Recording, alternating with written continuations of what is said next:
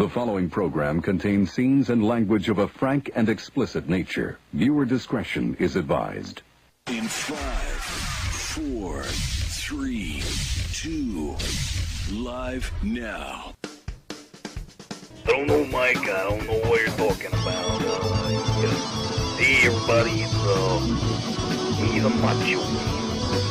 Savage, you're listening to Mike Trash, TrashTalkingRadio.com.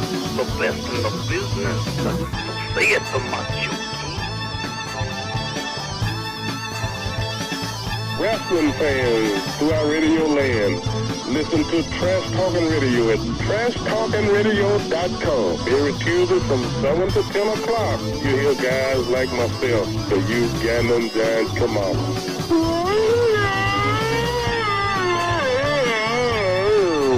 And that's my story. Using mere words to describe the Trash Talking Radio show from 7 to whenever we get done is like using a screwdriver to cut roast beef. This is Lunava Sean, the other half of the Rock and Wrestling Connection. That's the trashy one and the loony one together forever.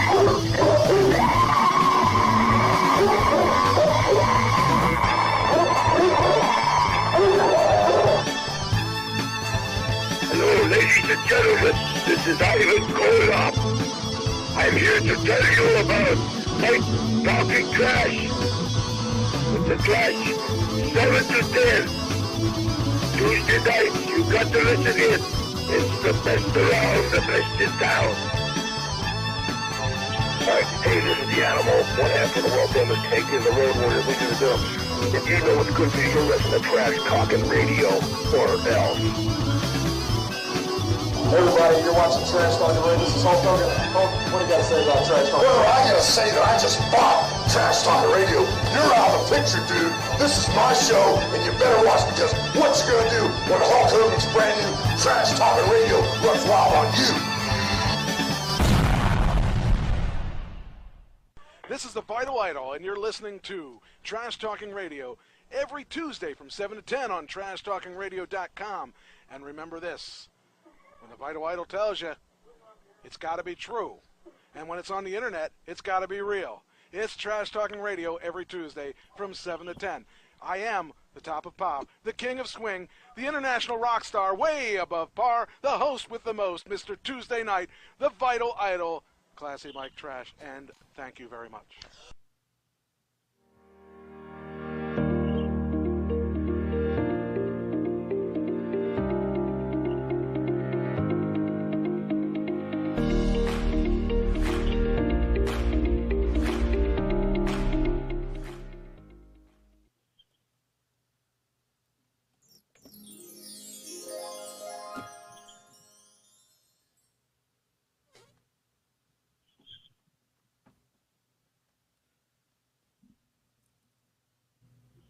Trash Talking Radio Tuesday night. It's the best night of the week. And as soon as I push this button, we'll be on the air. All right.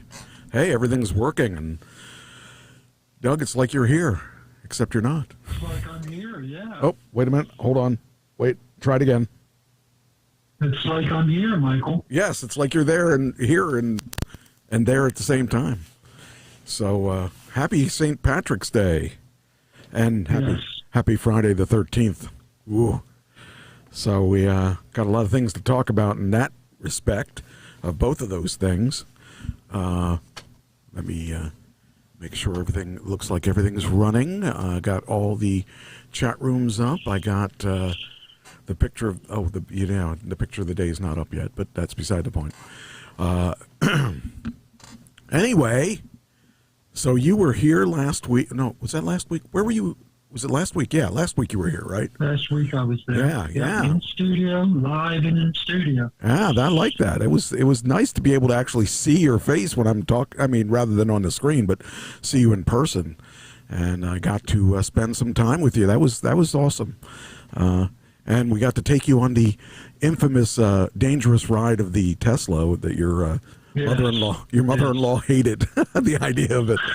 So it was cool though. And you know, if I wasn't a techie guy, I probably would feel the same way.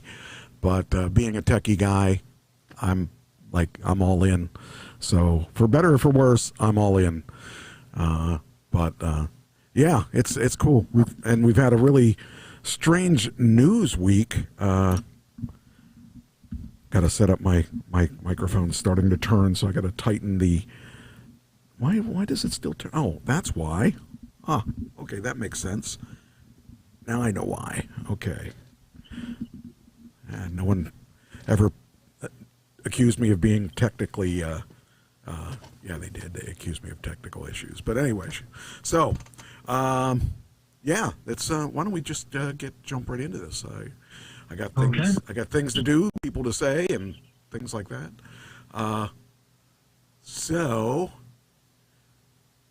Well, let's just get into the birthdays because there aren't that many of them, and I know that you should know the majority of them. I'm thinking there might be one or two people that you don't know. So we'll start out with the one you may. Did you ever watch Resident Alien? I watched it for a little bit. Yeah. Okay, so the first guy is from Resident Alien. I gotta switch screens. Let's see here. Hold on. How do I do that? Nope, that's not it. Okay, gotta switch screens to this. That would do it. Okay, so that. There we go. There we go. Okay, so his name's Alan. I don't know how to pronounce his name. Tudyk, I think is his name. He was the Resident Alien. So that's the only role I've ever seen him in that I remember, but I'm sure he's been in other things. 45. He is 55. Wow. He looks good, though. He looks good for his age. And I actually liked Resident Alien.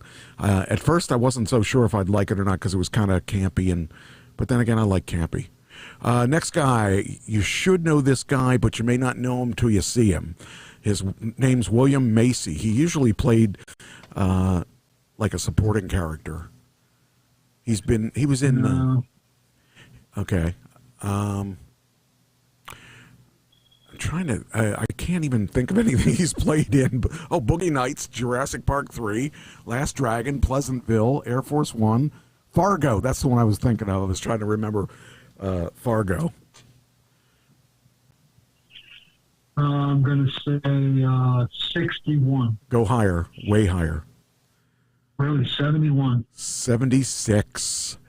All right. 76. Next guy. I didn't think he was that old either, but, he aged well. And he's been around for a while, though. He's been in a lot of things, but he's never really generally had any leading role. I mean, I shouldn't say never, but not known for leading roles.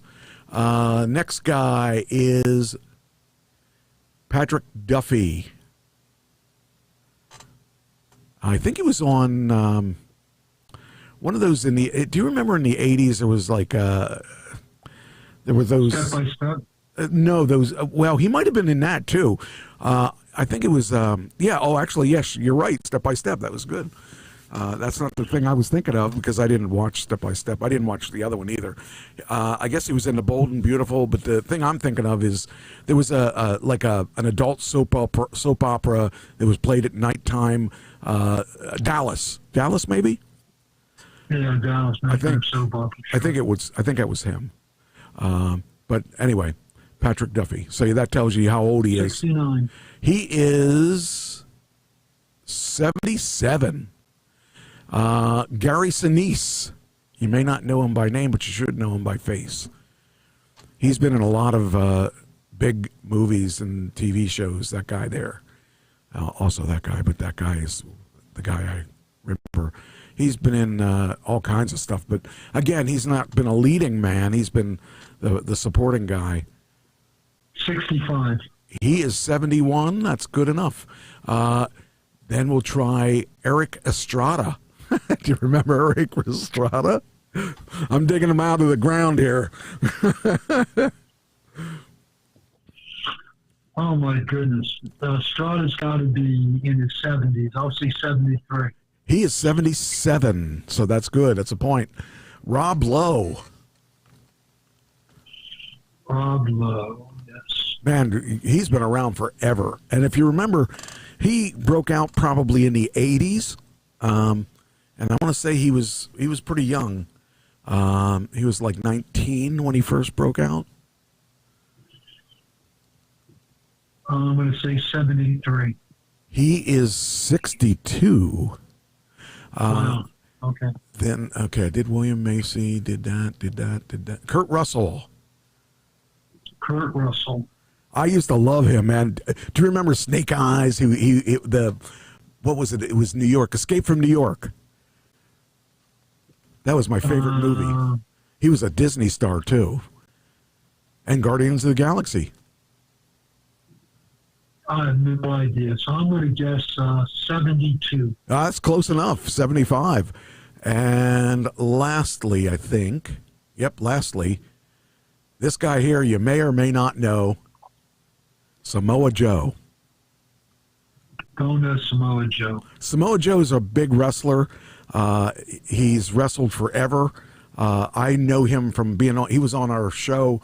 Oh, okay, she said Dallas is the name of that show that Duffy was on.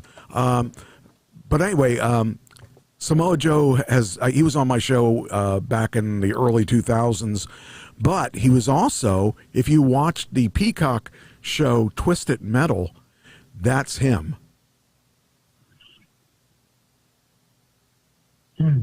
Boy, doesn't look like him at all. No, it does body-wise, though. If you take a look at the shape of his body, and I didn't know until today that was him. Okay, I'm going to say 65. He is 47. He's a good guy, though. I like him. He's got. Well, you say he was on in the 2000s, so I thought he was around a long time. He was around in the early 2000s. Back when I first started talking. When I first talked to him, he was from California, but he was working Ring of Honor, and Ring of Honor started in like 2002 or something like that. And he was one of the stars of that. And he's been pretty big. He's been in WWE. He's been in AEW. He's been all over the world too. That's one thing I really like, the fact that he's traveled everywhere. And he's actually was pretty cool when he was on my show. But I like talking about him because he's a good guy. All right, next thing. What do you know about St. Patrick? I don't know much about him. I wasn't that interested, so I wouldn't really know much about him. All right. Well, there's the real St. Patrick, and then there's the fake St. Patrick. So every year, March 17th has been St. Patrick's Day. He was and is a metaphorical, literary, and religious conceit. I can't speak. Anyway, what I knew about him was not correct. St. Patrick's Day, the time of year when millions of people around the world come together in peace, love, and harmony in order to celebrate the mother of all national stereotypes with leprechauns, leprechaun-induced hangovers, corny beef patties, fake red beards, rubber snakes, and 50 Shades of Green wings. Surely there's nothing more authentically Irish than a river dancing down the street, waving a flag, twirling a baton. Isn't that how St. Patrick himself drove away the snakes back in the day? The story was that St. Patrick came by and drove all the snakes out of the city. I don't know how he would have done that, but he did supposedly do that. But modern St. Patrick's Day involves noise, a triumphant clamor and glamour, which is curiously appropriate considering it occupies the tail end of the historical process, which has been ringing out for centuries. Successive generations have been continually adapting, recreating, and reimagining the saint. ever since the earliest attempts to elevate Patrick to a national and international stage almost 1,300 years ago. It was pretty successful at the time. St. Patrick's quickly became a super saint of early medieval insular world, and we're still living with the considerable white noise of those early medieval efforts to this day. For the most part, the St. Patrick celebration on March 17th every year has never existed. He is and was a metaphorical, literary and religious conceit. He was and is a product of ecclesiological. Yeah, I mean he's the poster boy for an early medieval monastic. I don't know. Monistic. Yeah, that too. Federation who used him to champion their claims of being chief executive officer of emerging corporation, the medieval Irish church hierarchy. Practically everything has come down to us concerning St. Patrick comes from the quills of people who were originally writing with such terms in mind. Almost 2 centuries after he lived, traditional Irish fake lore, not folklore. Thanks for visiting. Stop by the gift shop on the way out, 50% off all Blarney sweaters. So in other words, I don't think he ever really existed. I don't think so either. It's a good story. I can't imagine. I know some people that hang out with snakes, but they're not the same snakes.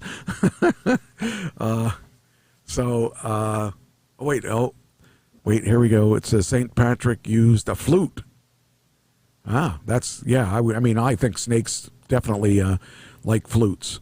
So, it's funny because it's one of those things that it's bigger than the story, because now he's got a day of drinking.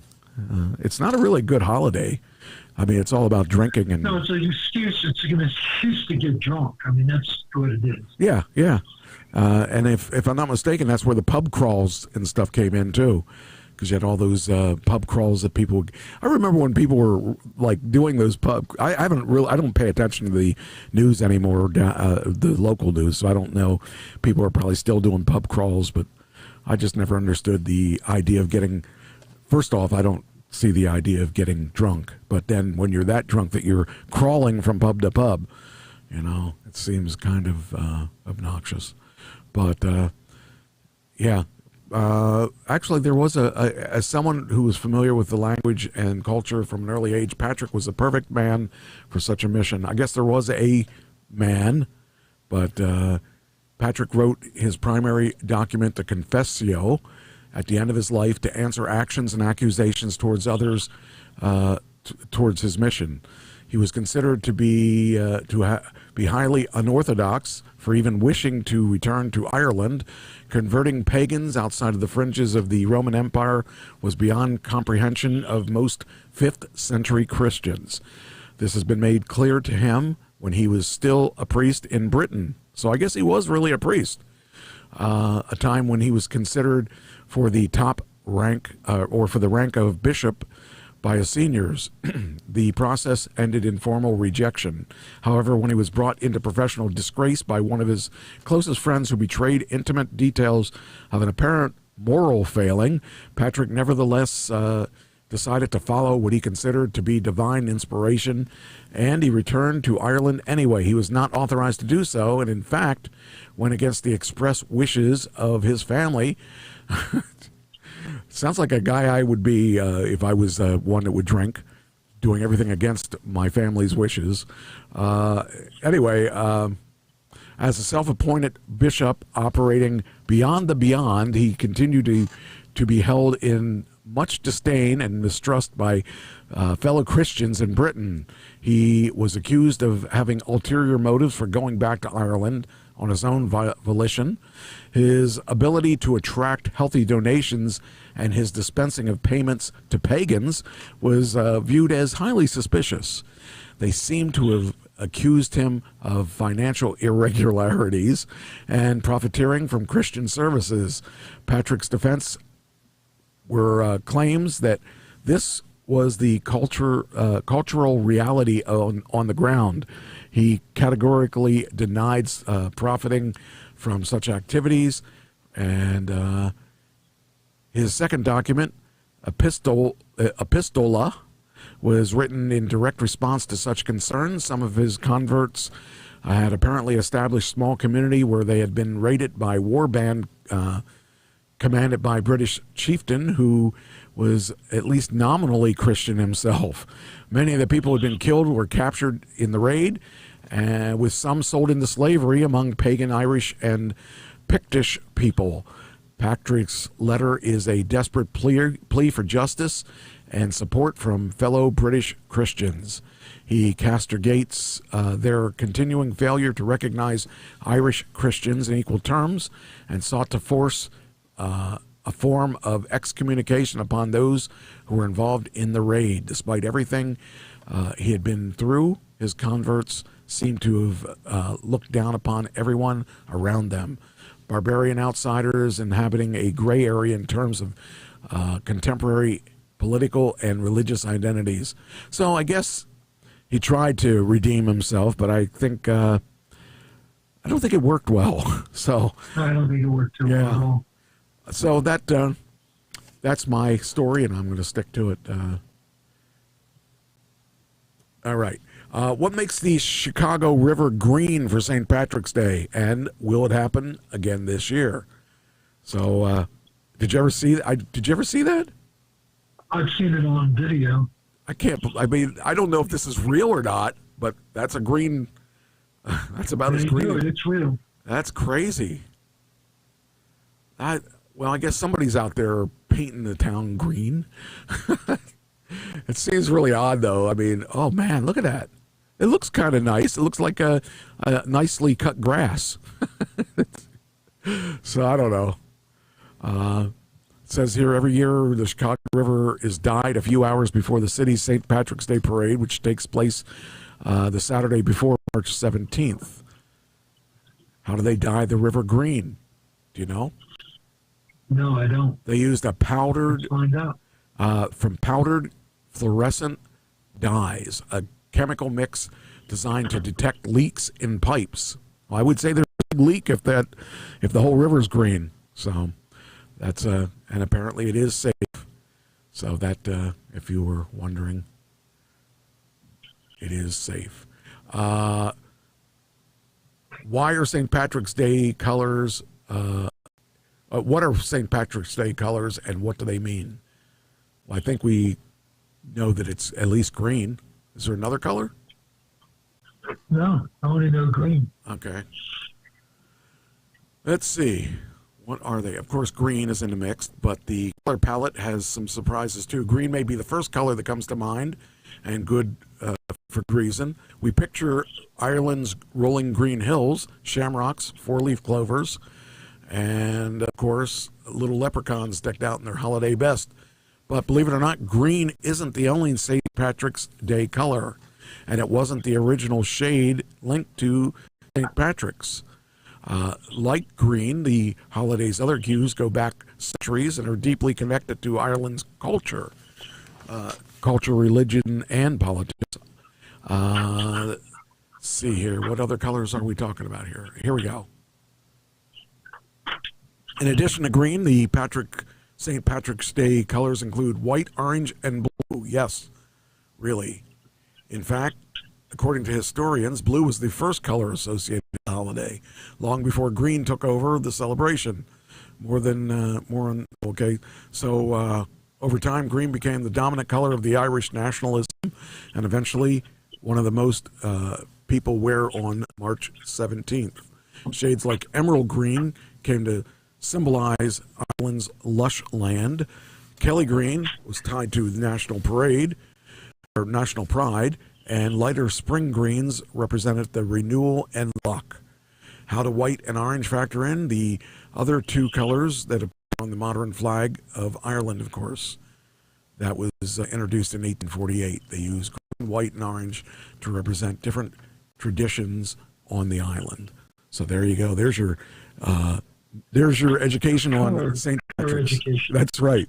And I've got more things on St. Patrick's Day, but I got a lot of stories, so I'll go back to it if we run a little short. If you want to be a movie star, I got this listing today. I got this in the Hollywood Reporter.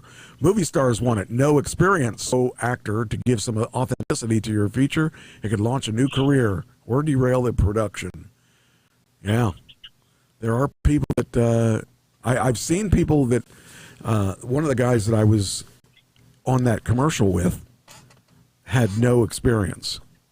And it was just interesting that they were just pulling people out. They wanted authenticity for that commercial I was in, but I won it because I was such a great dancer. So that's there you go.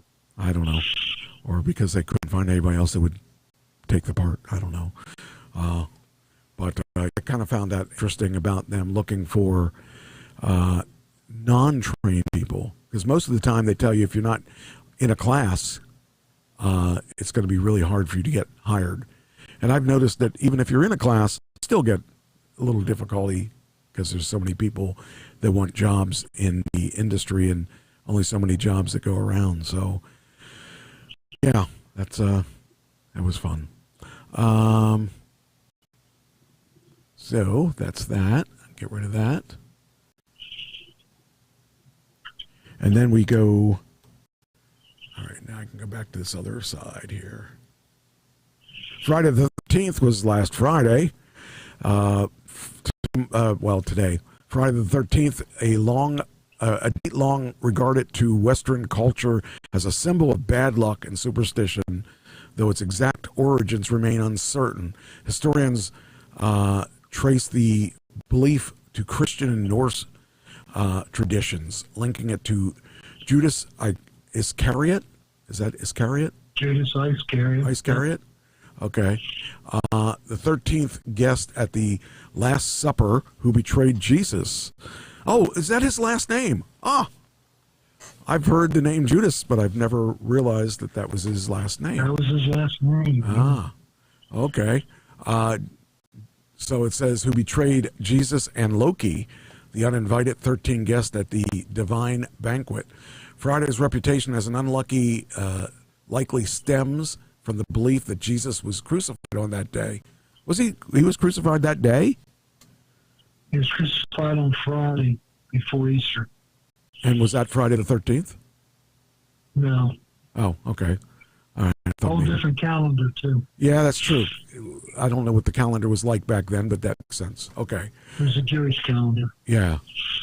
Historians trace the belief to Christian and... Okay, so it says here...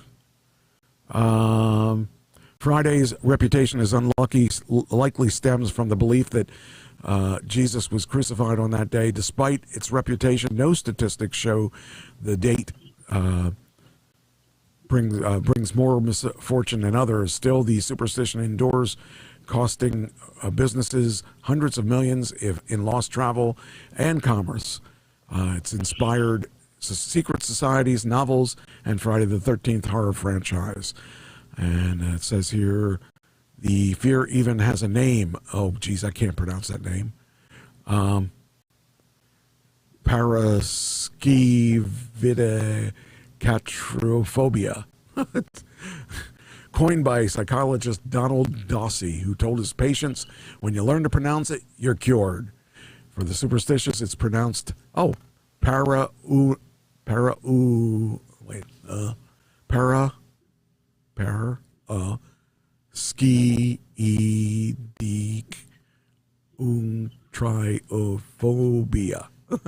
Still can't sell it. Anyway, you got the general idea. So, ironically, well, I guess it's not really ironic, we did a show called Friday the 13th last week. It was kind of funny. We had Jason was there, and so was who's the other guy? Jason and the weird shirt guy. Anyway, those two wrestled.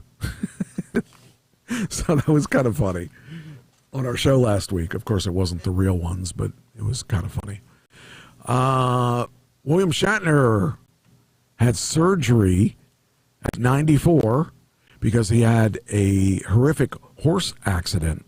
Now, if I'm 94, last thing I'm going to be doing is riding a horse. I'm not going to ride a horse. I'm going to ride in a horse or something with a horsepower. He don't look so good, but then again, he's 94. So he revealed he wrecked his shoulder after he was sent flying from a horse. The 94-year-old said he would need surgery to repair the damage, and he had shattered his shoulder. That would be anybody's, any age of anybody, because I mean, you fly from the horse, you never know what you're going to hit. Says here let's see, an update one day after a surgery revealing simple routine procedure, and his injuries have been blown out of proportions. I understand that the tabloids say my shoulder was shattered, dramatic, colorful, and completely untrue. I could say that like, I'm going to try and say it like him. Here we go. So I understand that tabloids say my shoulder was shattered, dramatic, colorful, completely untrue.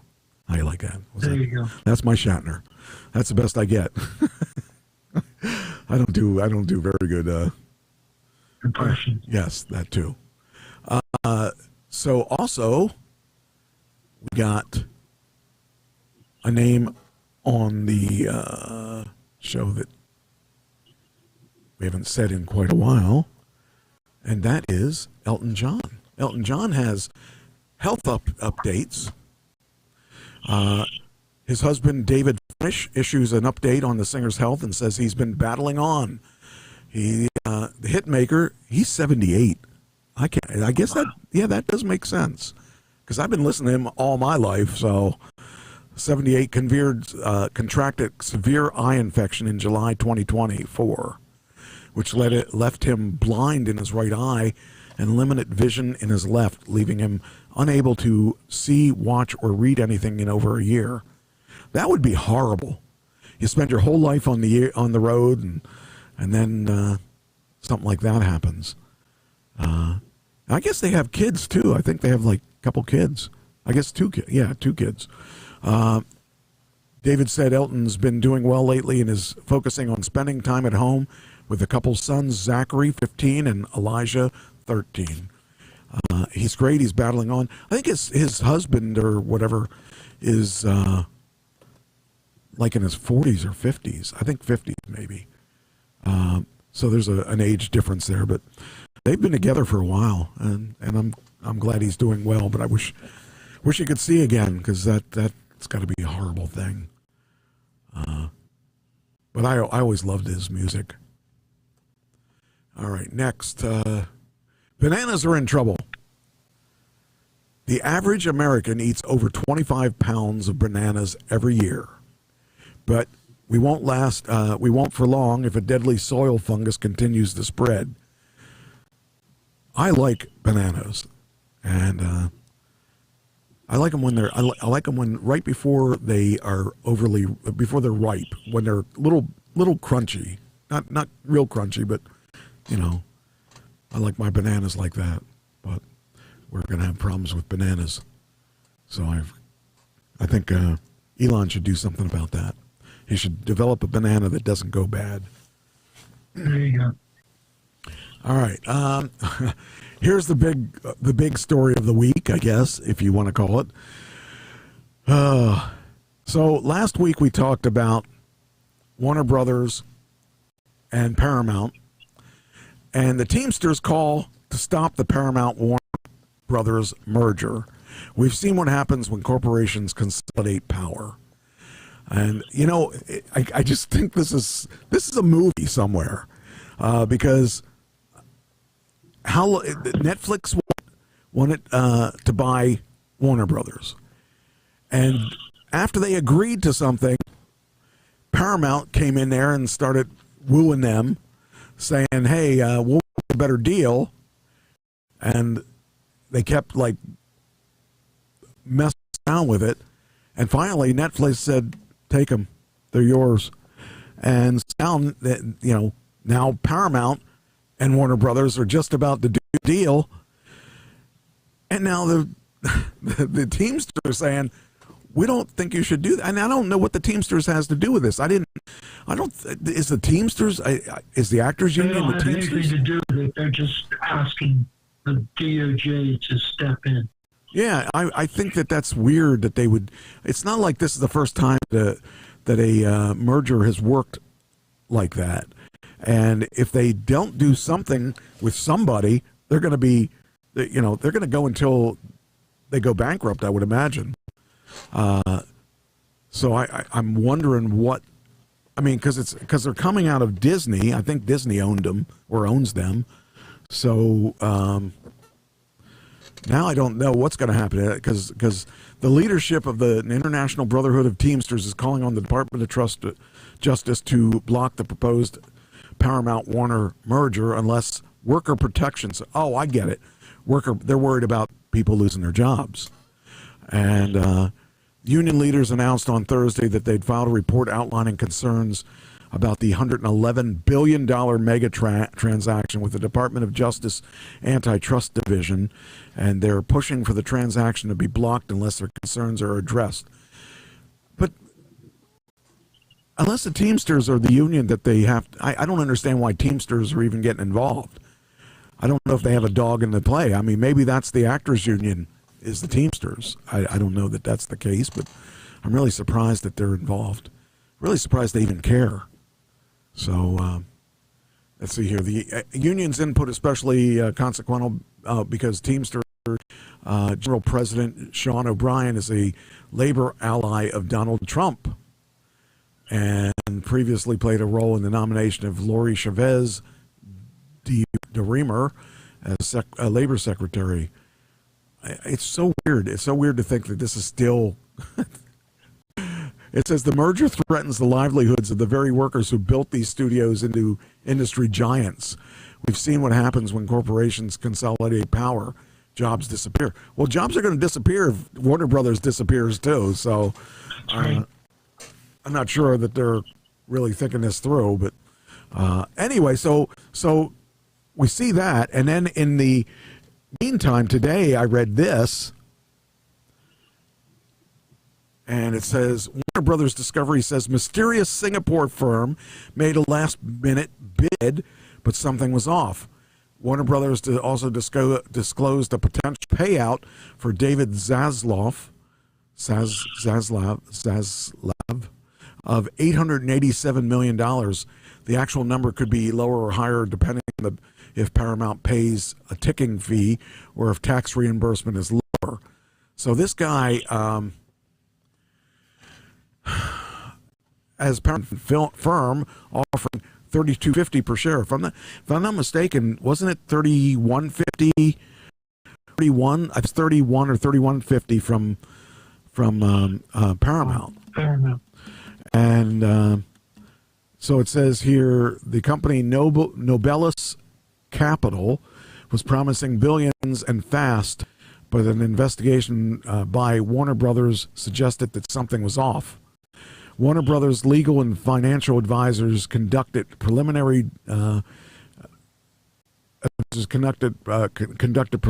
due diligence regarding Nobelis, including professional contacts including through professional contacts in Singapore, as well as an investment bank identified in the proposal, but were unable to verify that Nobelis.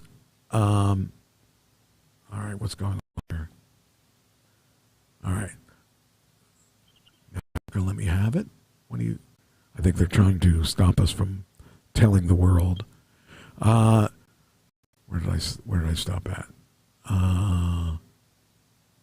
Nobelis owned or controlled any material assets and could not find any deposit at J.P. Morgan. The company wrote in its preliminary proxy filing Monday, the investment banker advised counsel to the Warner Brothers that they had no knowledge of Nobelis and had not been retained by them. So the question is, who's Nobelis? Who are they? Yeah, and do they really have money? And that's kind of an important thing there. the company subsequently threatened legal action against WBD, though took no further action with respect to the Nobelus communication, and Warner Brothers has received no further communication from Nobelus as of the date of this proxy statement. The surprise bid was one of the few notable things in the proxy, the other big one being a deal with Warner Brothers CEO David Zaslav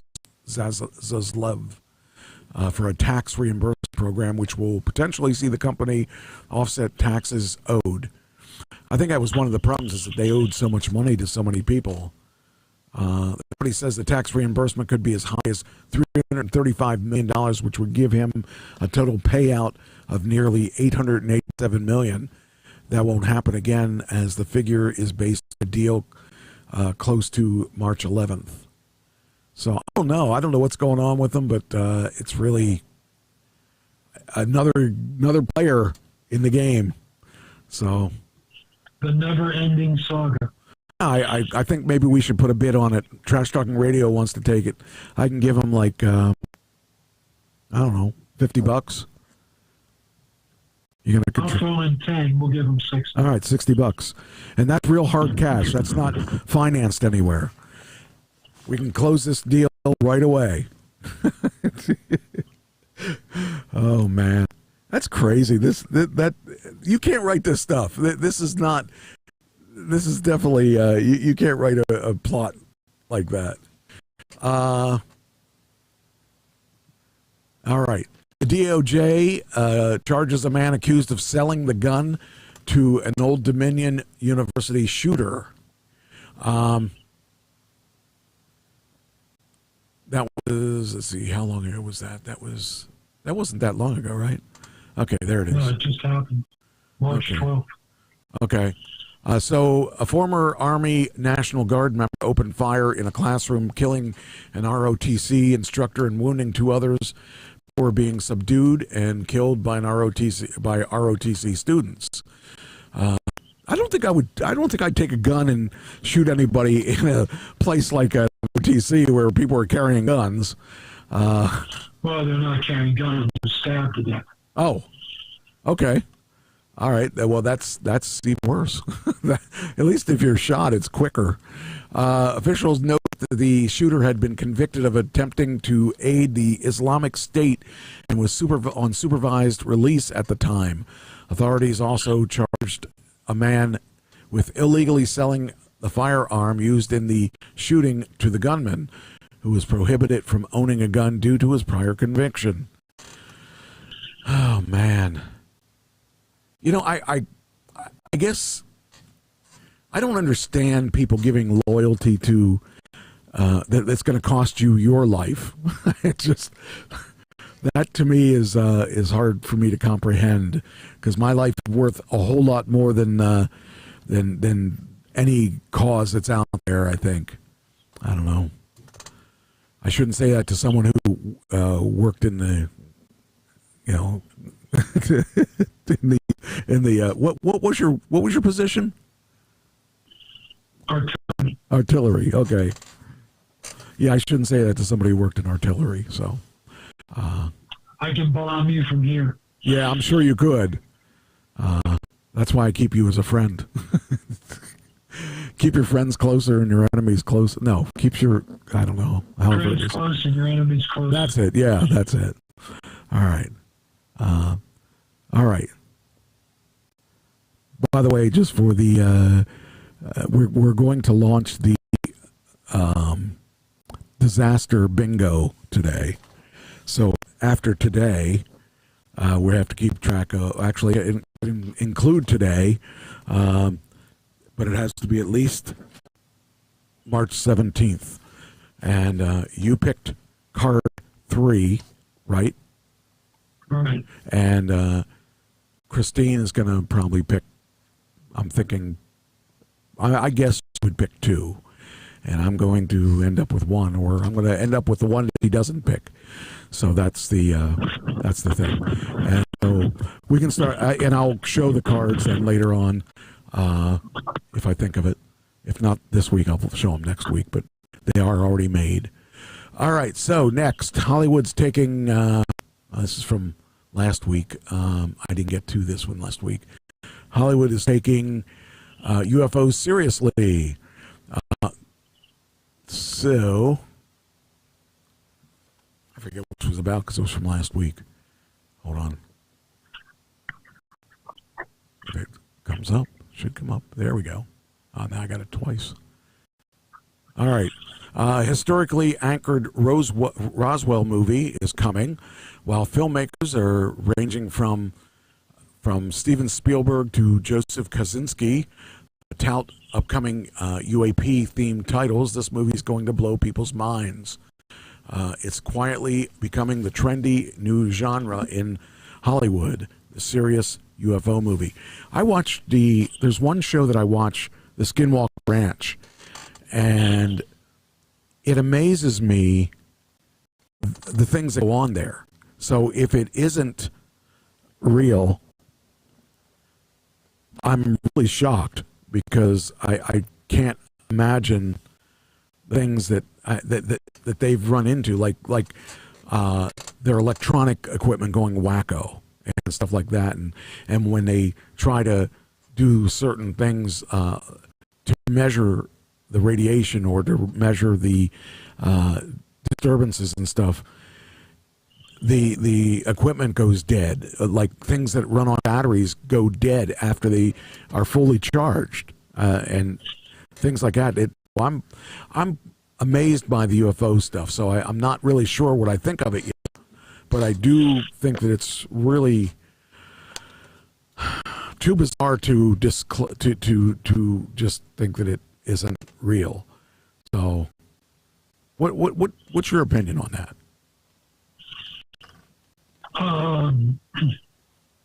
I wish it was real, but I don't think it is.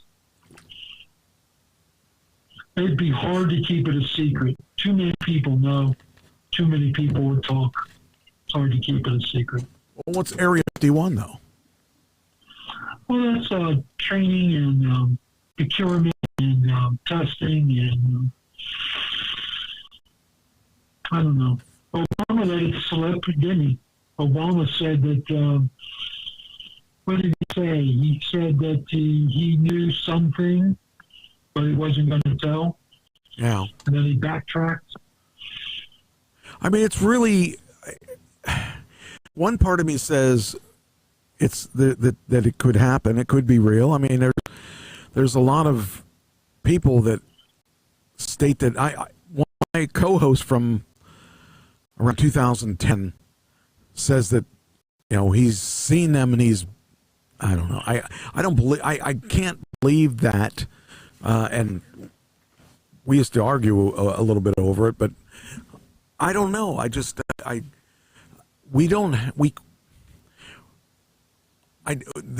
The only way it could happen is if that civilization, if you want to call it that much more advanced than we are, and it could be. I mean, because we'd have to think we're the only ones if we were, But why haven't we seen them? And we should see them, but we're never seeing them. And well, the universe is so vast and the distances are so great.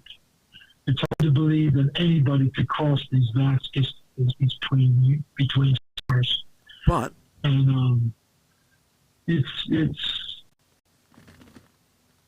the ship would have to be so big to travel so far. Well, with what we know, that would be true. But remember, it was a time when everything was a lot bigger. Vehicles were a lot bigger. There was when batteries were a lot bigger.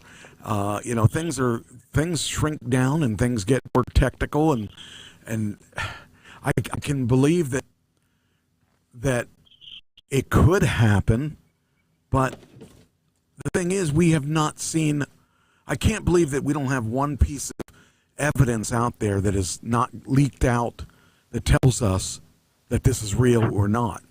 Because there's a lot of people out there, and there's got to be at least one person that isn't crazy that that can tell us the truth. But how do we know if they're crazy or not? It's a big question. It's a big. I mean, I would like to see. I think I'd like to see it be real, but maybe not, because maybe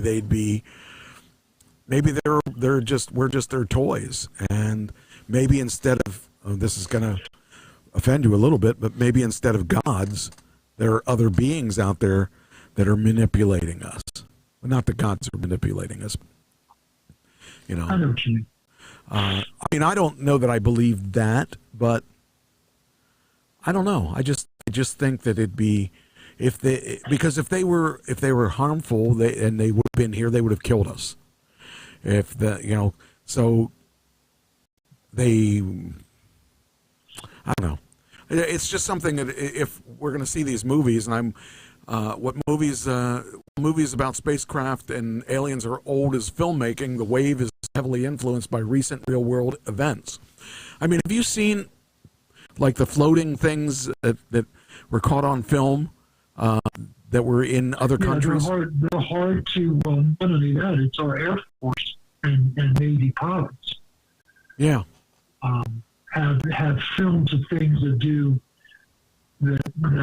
that these crafts do things that are humanly impossible. Yes, and the speeds that they take turns at and all that. Yes.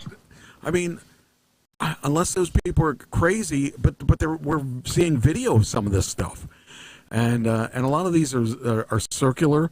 I mean, in the Skinwalker Ranch, they saw some of these giant balls, lack of something, that are in the fields and stuff, and they put cameras out there that captured that stuff, and all that stuff is. I mean, some of it could be manufactured for interest in people, getting people's minds thinking about it, because anybody could do some of that stuff, but some of that stuff seems just so bizarre and so far out there that I've started to think that maybe there is someone out there after watching Skinwalker Ranch a little bit. I don't know. It's hard to say. I mean, I would love to find out that that all was fake and that, that we're alone, but I don't know that we'll ever find it in my lifetime. NBA players' fines for technical fouls and poor sportsmanship go towards matching grants for charitable causes. I don't know if you know about this or not. Here we go. So they're finding the players, and they're using the money to go towards matching grants and for charitable cases. That's good use of the money. That's a good use of the money. Yeah. So that's kind of cool. Here is something else that's kind of cool. 13-year-old boy has recycled over 1.5 million drink cans in the past 3 years and donated roughly $24,000 that he's made from scrap metal to charity. Now there's a kid that is doing cool things at a young age. Who knows what he's going to be like as he gets older, but I think that's a good sign. He's going out there and, okay, where's my article? Come on now. All right, we'll go on to the next one. This is cool, too. High school students work with Virginia-based nonprofit to refurbish used cars for single mothers. I think that's kind of cool, too. It shows that, people are trying to help others. I like to see people help others. Here we go. You got shop class. Why not put those kids to work? That's right. A set of car keys helped. Well, where's my? Here we go again. Oh, here we go. A set of car keys helped a mom win back custody of her child. In Shane Robertson's automotive class at Louisa High School in Mineral, Virginia, his students don't just learn how to repair cars. They head to the garage to refurbish donated vehicles for single moms they've never met. That is cool. That is a great use of your resources.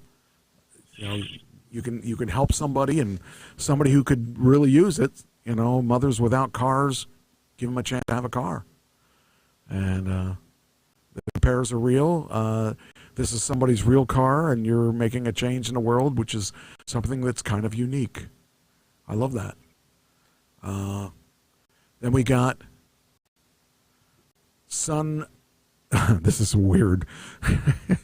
Son, who's 80, and father, who's 99, have a free birthday meal at a Alabama oyster restaurant thanks to the decades-old sign. Now, I'm amused because, look at Prince Charles. That guy, he wasted his life wanting to be king, and his mother just wouldn't die. The same situation. Here's a father 99 and the son is 80. When you're that close in age, it seems a lot when you're young, but when you're old, it doesn't seem like that's not much there. So I just think it's funny. So this father and son got their free oysters. Here's the sign: free oysters to any man 80 years old, accompanied by his father. So the father is 99 and his son is 80. So that's funny. Oh, those guys are saying maybe we should have made it 100. Of course, if they were really fat, then I'd be worried, I guess. But I just find that funny. Then we got. Oh, here we go. The price of Michael Jordan's debut Sports Illustrated cover. How much do you think that magazine cost? How much that sold for at auction? Oh, man, I don't know, $3 million? Oh, it's not quite that bad. $3 million would have been pretty nasty. That was it's only $230K. It's a $230K. Oh, is that only $230K? Well, plus tax. Plus tax. That's the most expensive magazine ever, according to this. I think it's funny though, because who has that kind of money to throw out? We were talking. It was funny. Band practice Sunday.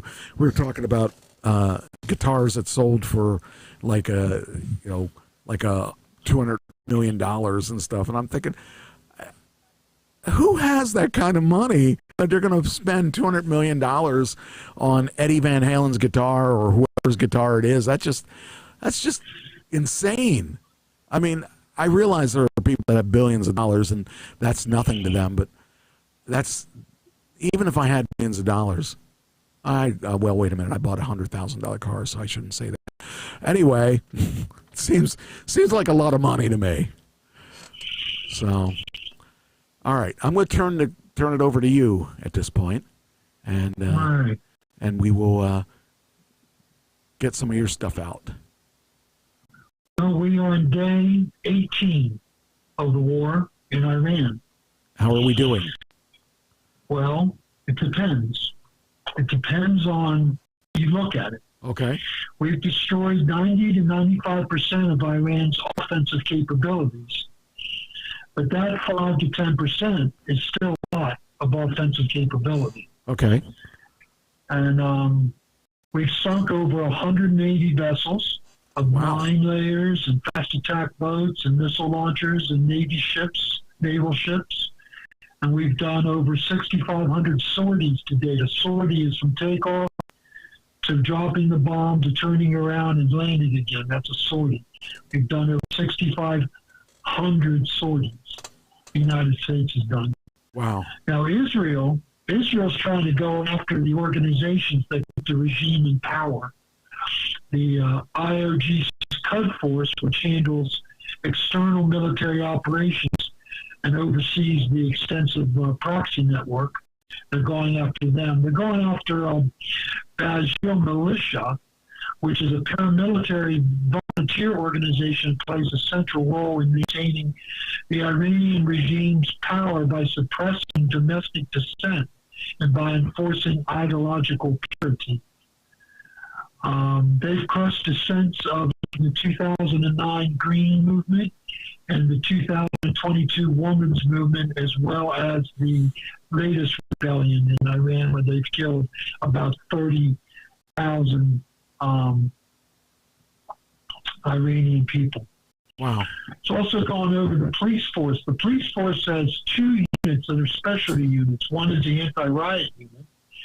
And they're specifically trained in brutal suppression of protesters. That's what their whole existence is for. And the other one is an intelligence branch. They do extensive domestic intelligence on their own people. Wow. So they know who the activists are and who to go after. And by striking the police infrastructure, Israeli forces have to pull IRGC troops away from the borders or external proxy support to fill in the vacuum left by the degraded police force. This thins out the Iraqi military resources at a time when its offensive capabilities have already been significantly degraded. It also signals to the rank and file that they can't be protected anymore. So hopefully they will turn against the regime, but that hasn't happened yet. Have you heard of Krog Island? Yes. The updates come to as the U.S. military struck Krog Island, vital to Iran's oil industry. Yes, it is the distribution point. Okay. Of which all the deep ships, the ships that take up a lot of depth, can go to get oil in Iran, because the coastline in Iran is very shallow. If it wasn't for this island, Iran couldn't get its oil out. And the U.S. military did 90 targets, all on military targets.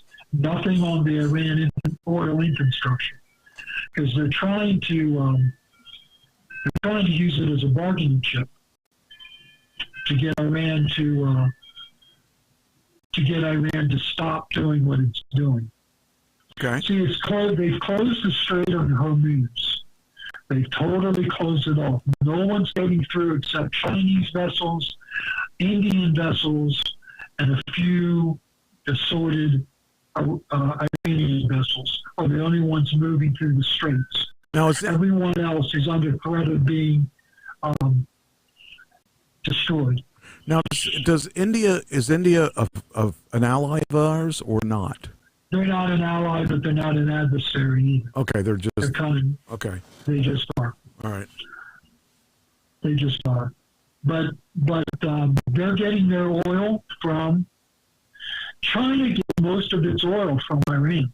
China gets a lot of its oil from Iran. We knew about that because that's always been an issue that that we've had, is that's why that we don't necessarily like. That's why I should say that Trump doesn't necessarily like China too much. That's right. The other reason is we really don't want to destroy Iran's oil capacity, because it's 90% of all the oil goes out through this Krog Island.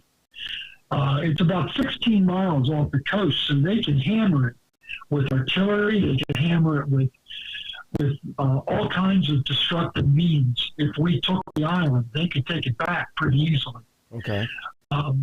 It's 50% of Iran's budget and 60% of its revenue.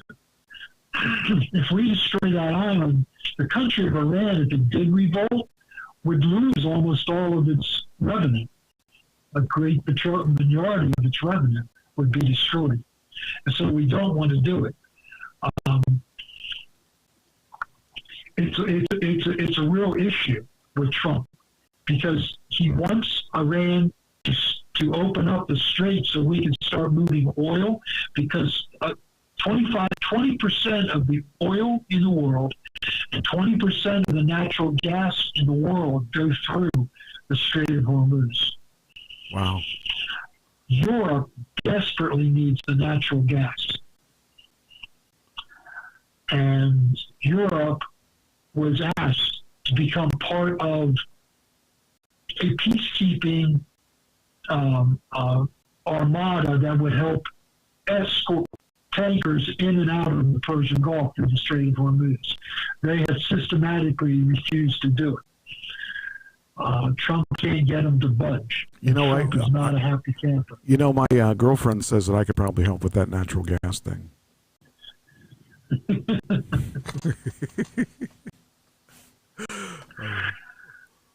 So there's a Marine Expeditionary Unit that's been moved from Okinawa, Japan, towards the Middle East. It's the 31st Marine Expeditionary Unit. It has 2,500 Marines. 2,500 Marines. Wow. It has USS Tripoli, the USS New Orleans, the USS Robert Smalls, and the USS Rafael Peralta. The flagship is the Tripoli, and it is a carrier. It is a carrier that houses F-35 Lightning stealth jets and V-22 Osprey tilt-rotor transports. I don't know if you've ever seen an Osprey, but the rotors tilt up and down, so it can go flying straight to stopping and lowering straight down on the ground. Tilt-rotor. It's pretty cool. And the heavy-lift helicopters. And nobody knows why they're going to the Middle East. It's not been made public. But the one option is to take Krog Island. Okay. To take it. It would take 300 to 500 Marines would amphibiously assault the island, and with F-35B Lightning stealth fighters in support. And then the rest of the Marines would land on the Osprey tilt-rotor aircraft and take the island. They're about 10 to 15 days away from hitting the Middle East. Also, there's another aircraft carrier heading towards the Middle East. It's the USS George H.W. Bush. Oh, okay. Now, why do you need a third carrier? Well, one is you could attack from multiple angles. One could be in the Red Sea, one could be in the Mediterranean Sea, and one could be in the Arabian Sea. And you could attack Iran from 3 different vantage points. The other advantage of having a third carrier is one carrier could pull back for crew rest and maintenance and still have 2 carriers attacking at a time. Okay. And a third super carrier is intended to convince Iran to give up. Oh. Hopefully that it would convince them to give up. But that's probably not going to happen. Now, Israel has killed, the IDF, Israel Defense Forces, have killed the person that's been running the country, Iran, for 18 months. Okay. Ali Razani has been killed. And Soleimani, the Basel leader, commander of the force that handles the, let me get the correct wording here. The paramilitary organization that preys on its own people and kills them. He has been killed. So the IDF's taken out 2 high-level killers. So we don't know who's running the country right now because the Khomeini, the supreme leader, hasn't been heard from. They've only given written statements. He's not been heard on the radio. He's not been seen on TV. There's no pictures of him. We don't even know if he's alive. Wow. So we don't know who's running the country right now. There's no one to really negotiate with because we don't know who's in charge of the country. And they may not even know who's in charge of the country right now. So now you told me that you have an article on the KC-135 refueling tanker that crashed. I think so. Hold on. Let me see here. Yeah, I do. Here goes. 6 members were killed in refueling plane in Iraq, according to the military. So it has. We got a map. I don't know what part what do you need? Well, it was that's okay. What is happening is that it was a mid-air collision. Oh, okay. Between two KC-135 tankers, and one went down, and 6 airmen were killed. And the reason why I wanted to bring it up is the 121st Air Refueling Wing from Rittenbacker Army National Guard Base in Ohio. 2 airmen were from Ohio, and one was from Indiana, close to home out here. Wow. So it hit home pretty much. The one was from Columbus, and the other one was from, I'm losing it now, I can't remember. But anyhow, 2 from Ohio and 1 from Indiana. And they were coming back from a mission, and they hit in midair. Wow. And one landed safely, and nobody's hurt, and the other one crashed, and everybody died. That's crazy. So, an unforced error. Oh, here we go. Here's Saudi Arabia weekly crude exports by terminal. It says, and then we've got, here's the tanker queue builds at Yanbu as Saudi Arabia reroutes exports from the Gulf. To the Red Sea. Yeah. Got all kinds of maps. Actually got, there's Karg Island. There's Karg Island. Yeah. That's crazy stuff. It's not that big, but it's big enough. Now, where is that in the grand scheme of things with this map here? Go back to the big map. This map it here? Is. You can see it up here, Karg Island. Oh, there it is. Yeah, okay. Is it that little thing there? Right here? That little thing there. Wow. That's crazy. That's what we're going to go get, I think. Now, if we get that... Put boots on the ground. Now, we were promised there wouldn't be any boots on the ground, but I have a sneaking suspicion there's going to be boots on the ground. Well, if we take the island, that's game over, right? It's game over in a sense. But these are fanatics. You got to remember, these are true believing fanatics. Well, okay, over here we have the gas and oil fields. What? Saudi Arabia. Yeah. Oh, is that where? Okay. All right. So where are we at here? Where's over here? Over here. And there's a strait. There's the Straits of Hormuz. Okay. Hormuz. So and there's the pipeline. How narrow that is? Here's the pipelines. Now our aircraft carrier is sitting in the Gulf of Oman. Oman. Oh, down here. If you can see that, yep, that's right down there. Okay. But that won't go through the Gulf. That won't go through the Strait either.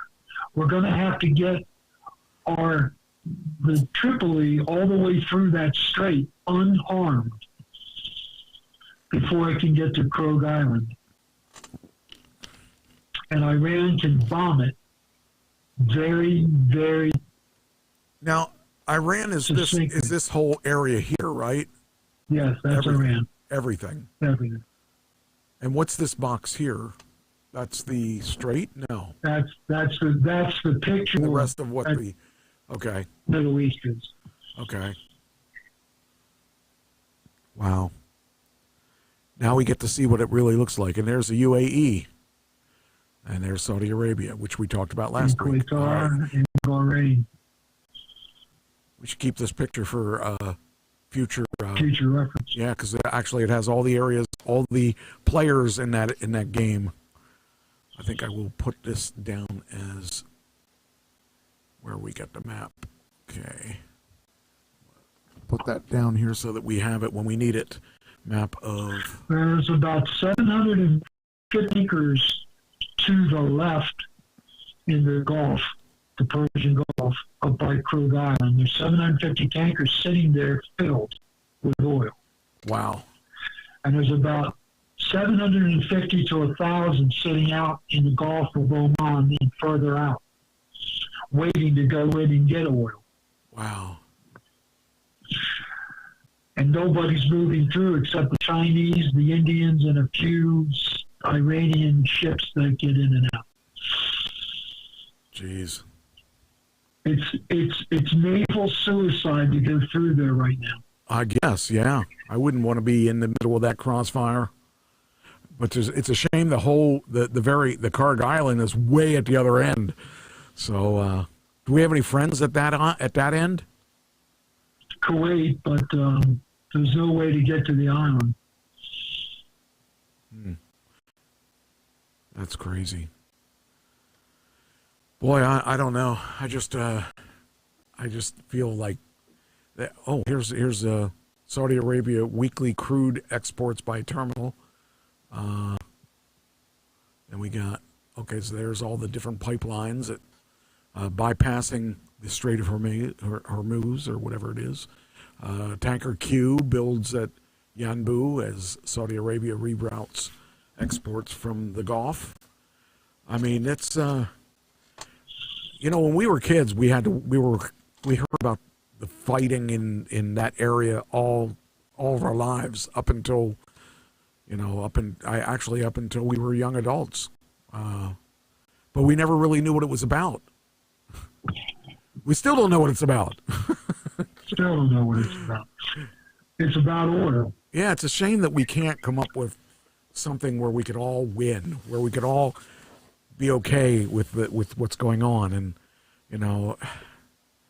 it would be okay if it wasn't that Iran was a bunch of true believer fanatics. Yeah. Yeah, I understand. If they would change, if there would be a change, the Middle East would go to peace very quickly. Yeah. Yeah, it'd be Iran that's the problem. And it's been more than our lives. It's been forever that they've had issues over there, and I wish there was a solution that it would end up that everybody wins, or at least things that I don't know. It's a very Trump's got he drew a red line in the sand. And unfortunately, the Iranians called his bluff. Yeah. Yeah. Now he doesn't know I don't think he knows what to do at this point. Yeah, I mean, how often do most people believe that he's going to do what he says he's going to do? Well, not most people. A lot of people do. But yeah, it's scary. It does scare me a little bit that this is still going on. And it makes me thankful to have an electric car.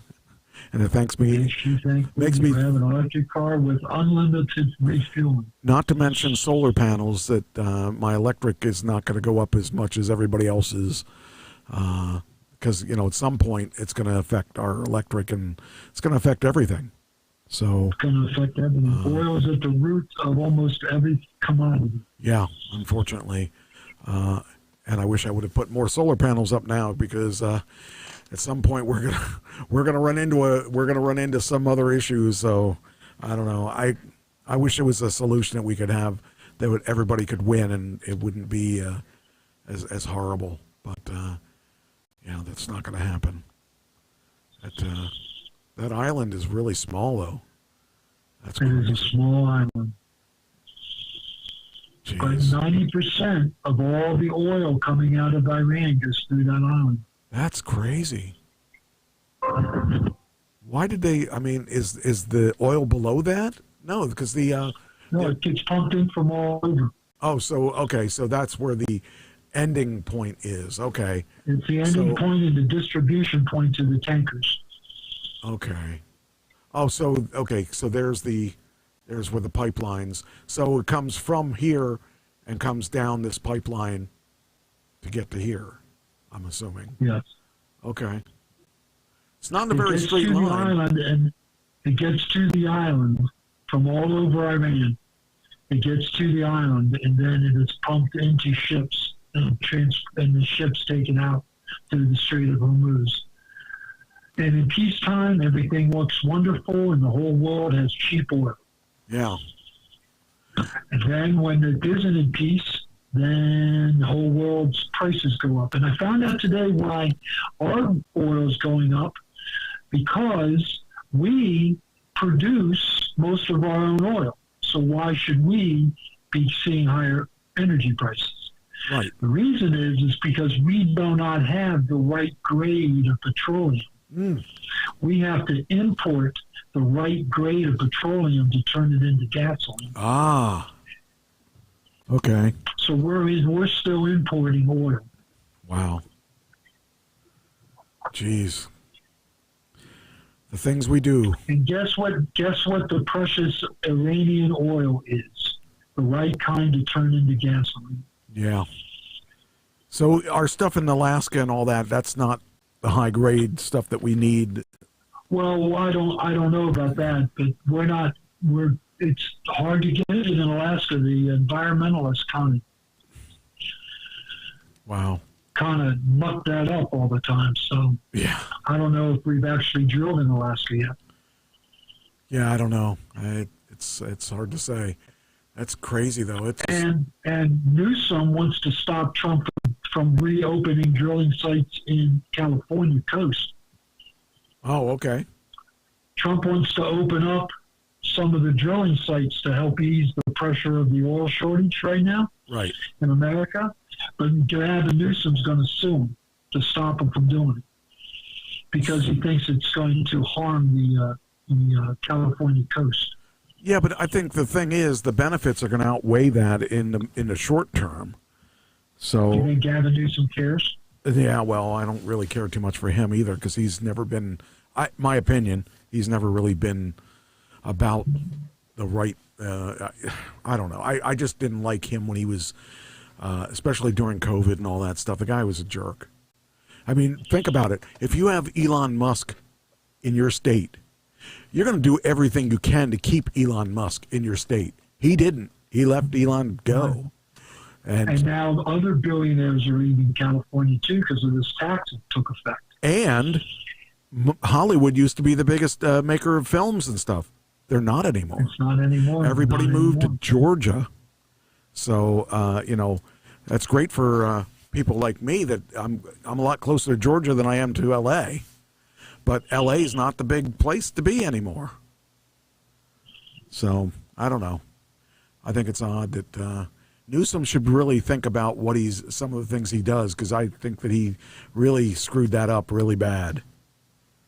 But that's just me. I'm not a politician. A lot of people feel that way. He isn't ranked very high on the presidential totem pole. Yeah. I played a politician in a couple things, and so I feel qualified. So I know what I'm talking about because I played politician a couple times on TV. That's right. But yeah, that's crazy. Let's talk about lone wolf attackers. Oh wait. On March 1st, you remember what? What about Cuba? What we going to talk about Cuba first? Oh, Cuba. Let's talk about Cuba in a second. Let me do this. Okay, go ahead. Wolf attackers first, because you have something on a synagogue attack. Okay. Do you have something on the synagogue attack? I'm looking here. Let me see. Oh, I can delete that now. This is Trump reopens underwater oil and gas operations in Santa Barbara, California. That's what you were talking about. That's what I was talking about. Okay. And Ecuador. No, I don't have anything on. Okay, well then let me just go through this. March 1st was the bar shooting in Austin, Texas. The shooter was a pro-Iranian regime. Wait a minute. Did we? Oh, I have that. I bet you I have that in the other. Wait a minute. Let me look here. It might be in the other page, or it might be we talked about it and I deleted it. Let me look here just to be sure.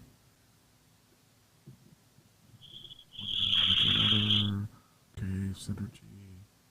No, dead. Okay, that's all.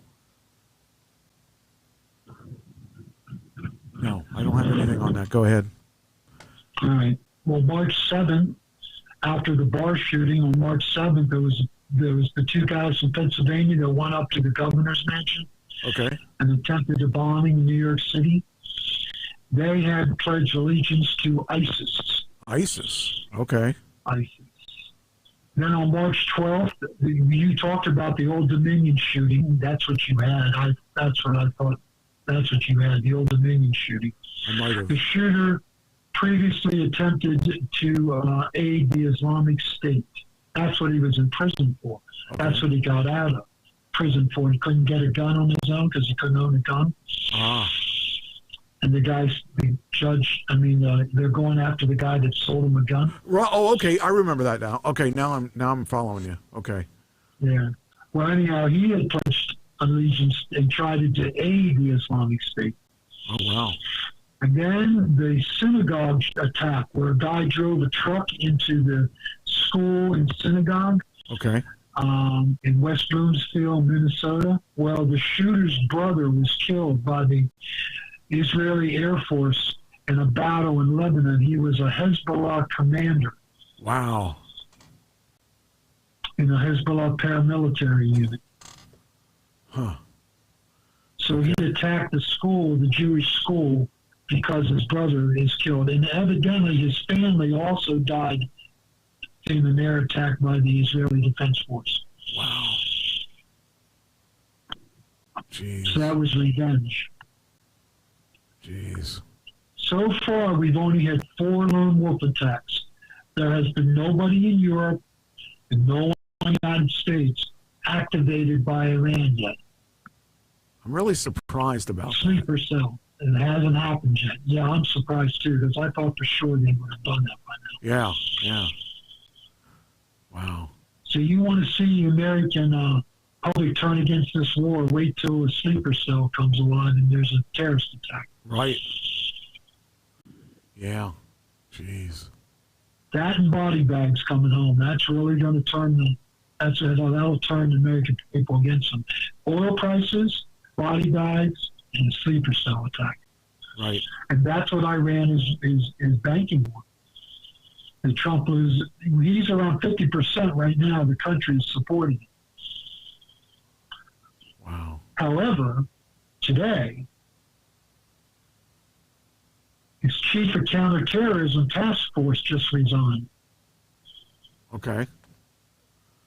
The top U.S. counterterrorism official resigns over Iraq war.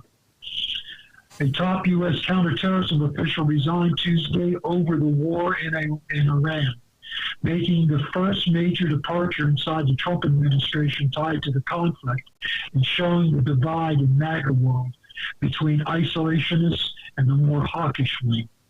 His name's Joe Kent, and he's the National Counterterrorism Center's task force leader. And he said he cannot in good conscience support the war and claimed that in a resignation letter Tuesday that Iran posed no imminent threat to our nation. Excuse me. And it is clear that we started this war due to pressure from Israel and its powerful American lobby. He's also a veteran of the Iraq War, in which he blamed Israel for that, too. Wow. So this guy's anti-Israel. He's probably anti-Semitic, and we know he's anti-Semitic because he is a frequent friend of Nito Fuentes, who in recent years has published conspiracy theories related to Trump's assassination attempts, January 6th, and the 2020 elections. He's a white nationalist. Okay. And Kent is a compatriot of his. He's been connected to. So this guy is also close to Tucker Carlson, who is also one of the biggest critics of the conservative critics of the war. So this guy, Trump said that it was good that he left when he did because he was about to be fired. Okay. He's been accused of being a leaker, and Nancy Talbert, our chief spy, was told to fire him and she refused. Wow. So I don't know how much longer Nancy Talbert is going to have left in the Trump administration, but she's an isolationist too. And they are against this war. The isolationists are against this war. Wow. And it divides MAGA because if you're right wing, you're either right wing hawk or right wing isolationist. If you're a hawk, you're in support of the war. If you're an isolationist, then you're an anti-war. Okay. And this Kemp is an isolationist. He's anti-war and probably anti-Semitic because he's blamed Israel for 2 wars now. Okay. That their American lobby, quote unquote, is responsible for. Do you really think Trump is beholden to to Benjamin Netanyahu. Do you really think he is? I do not think Trump's beholden to anybody. I don't either. I mean, Trump's his own man. Like him or hate him, he's his own man. He makes up his own mind. Yeah, that's for sure. So, and you may be against this war for other reasons. I mean, the left is against the war because they hate Trump, and anything Trump does is worthy of hating. So there's other reasons to hate the war other than being an isolationist. But I don't know. It's a scary thing out here. It is. Who knows what? I mean, this is the weirdest time that I have remembered that I've ever lived in, with not the insecurity of not knowing enough, and maybe I don't want to know anymore. But it scares me because it's maybe it's because I'm older and I feel like I didn't pay attention to it a whole lot when I was younger. So maybe that's why I'm scared, because, you know, we don't know what we're going to see. We don't know that Trump is a loose gun, a loose cannon. So is Iran. So we got two loose guns. Two loose cannons, they take an aim at each other. Yes, and it's who has the biggest, you know, yeah, you know, that it kind of scares me, because I'll tell you one thing I will for sure believe, that I do believe, is that if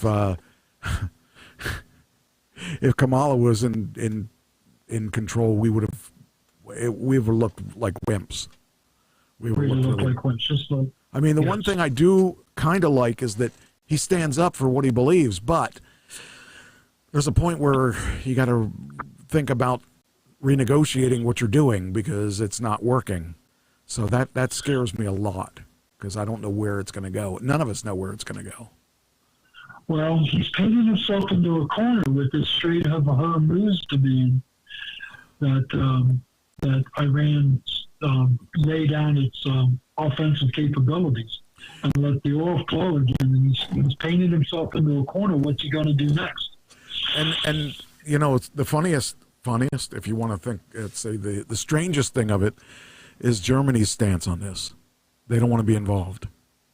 They don't want to be involved. And think about, they wanted to take over the world many years ago. Now they say, count us out. We don't want to be involved. And so it makes me feel like one of us is the German side. One of us is the one that's trying to conquer everything. And I know that a certain part of us is trying to be the peace player, but we're not the world police. And I don't know I don't know if what we're doing is right. And I don't know where the line is drawn. And I don't know how you feel, but it scares me a bit, because we're being the aggressors. We're being the people that are. And I realize that you can't rest on your laurels, and you can't expect everyone to step up. And I don't know. I wonder whether or not we're doing the right thing. And I realize that they have been attacking the Jewish people for so long, or Israel for so long, and it's. But I'm wondering if we should be there, if we should be involved in that. It's not our fight. Well, the Trump administration is claiming that they were so close to having a nuclear tactical weapon. Yes. And that may be true. They had to move, and they had to move now. I mean, if that's true, I understand that, but is it? I don't know. No, who knows? I don't have the intelligence. That's the problem. We don't know. And what this Kent guy's saying is that Mossad is lying about it to draw us into helping them take out Iran. Right. That's what this Joe Kent is saying. He's saying that Mossad is fabricating the information. Yeah. To trick Trump into going along with this war. Yeah. Now, Now, I trust Mossad a little more than that, but they are an intelligence organization, right? I mean, you know, they do whatever is necessary to accomplish their means. Right. So, you know, do you truly trust our CIA? I mean, I don't actually. And I don't either totally trust them. I trust them a lot, but I don't totally trust them. Right. So I don't totally trust Mossad either, which is the Jewish CIA. Right. So I don't know. I'm not in the room. I can only go by what I'm being told. Right. But all I know is that Trump's backed himself into a corner. And now what's the next play? You know, you play chess, right? So you know that your king now has been checked. That's right. What do you do next? You know? And if I have a feeling there's some countries that agree with us, and there are a lot of countries that may not agree with us. And there, you know, it's like if the ones that don't agree all grabbed at the same time, I don't know that we would, you know, if everybody comes after us at once, we could be in the wrong place. Playing wrong place at the wrong time. Well, of the ally coalition, Trump wants to help open up the Strait of Hormuz by escorting tankers to and from the Persian Gulf to the Gulf of Oman through the Strait. Japan said after hostilities have ceased, they'll come. That's nice of them. France has said no so far. Britain has said no so far. Trump's working on them. And South Korea hasn't said anything. Yeah. Those are the four that have the Aegis cruisers that we need. They have them. And we would like them to send them over to help escort these ships, and we're getting no help. Yeah, that kind of scares me. That's making Trump really mad. But what's he going to do? Fight them? Right, that's the whole thing. What can he do? What can he do? Nothing. I don't know if he can do anything. Right. But beg them or threaten them. He's probably going to threaten them. That's usually Trump's go-to. Right. Is to threaten him. All right. Okay, I got one other thing here. Well, we do have a Christy couple. Rome. Yeah, go ahead. Go ahead. No, go ahead. Cuba. We still have. Cuba. Yeah, we have Cuba. It says here, this is actually kind of exciting in a way. Cuba acknowledges talks with U.S. Aiming to resolve differences. That would bring them away from Russia. It would. And the first time we would ever have had good relationships with Cuba, and that would be nice. They may be the 52nd state, assuming that Canada gets in line. So Canada could be 53. Yeah, that could be. So I'm kind of excited about that. If it's real, if it is real, if they're really hurting so bad, they're opening up negotiations. And it's funny how Russia comes to their aid. Where is Russia when when you need them? And now they're maybe seeing that Russia's not where it's at. We could be a better ally than we could be an enemy. So that would be. We could make Cuba one of the greatest resort areels in the world. Yeah, for sure. I mean, it's a great area for weather. It's we could make them wealthy by just tourism. So and there's other things that could be involved as well. So I would love to see that happen in my lifetime. That would be an exciting thing, and they wouldn't have to worry about the blackouts and the fuel shortages and the disruption in the services and the oil blockade and all that other stuff. That would be a non-issue. A thing of the past. And we couldn't have had that with Fidel. I mean, I don't think. Well, or his brother. Yeah. Or Fidel. So I'd like to see that happen. That could happen. That would be good. And then want to talk about well, we did talk about the underwater. We did talk about Santa Barbara, so I can take that off the list too. But Ecuador anti-drug operation. Yes, they've agreed to turn on the cartels. Yeah, 75,000 soldiers and police officers to 4 provinces on Sunday. The U.S.-backed crackdown involves nighttime curfews and will also include helicopters and armored cars. That's a lot of drugs down there, so that would be interesting. I think that would be a major. We don't want to be fighting that war right now. I think we got other places that we got to fight right now. But I mean, 70% of cocaine comes from Colombia and Peru. That's a lot of cocaine. Yeah, and it travels right through Ecuador. So that'd be nice to be able to get rid of that. Because I mean, how many people have died over cocaine, and I just think it'd be nice to get that under order. So, and then the last thing I have on Trump, President Trump confirms breaking up Kobe Bryant fight in 1998. Not a smart thing. During an interview with Jake Paul, President Trump confirmed a story about breaking up a fight involving Kobe Bryant many years ago. Trump hopped on a podcast with Jake Paul after the youngest of the Paul brothers joined him for a campaign rally in Kentucky. Could you imagine Donald Trump breaking up a fight with Kobe Bryant? Oh, my God. I did not hear this one. You didn't? Oh, okay. Well, that's I don't remember what I think. Trump did a lot of things in his life.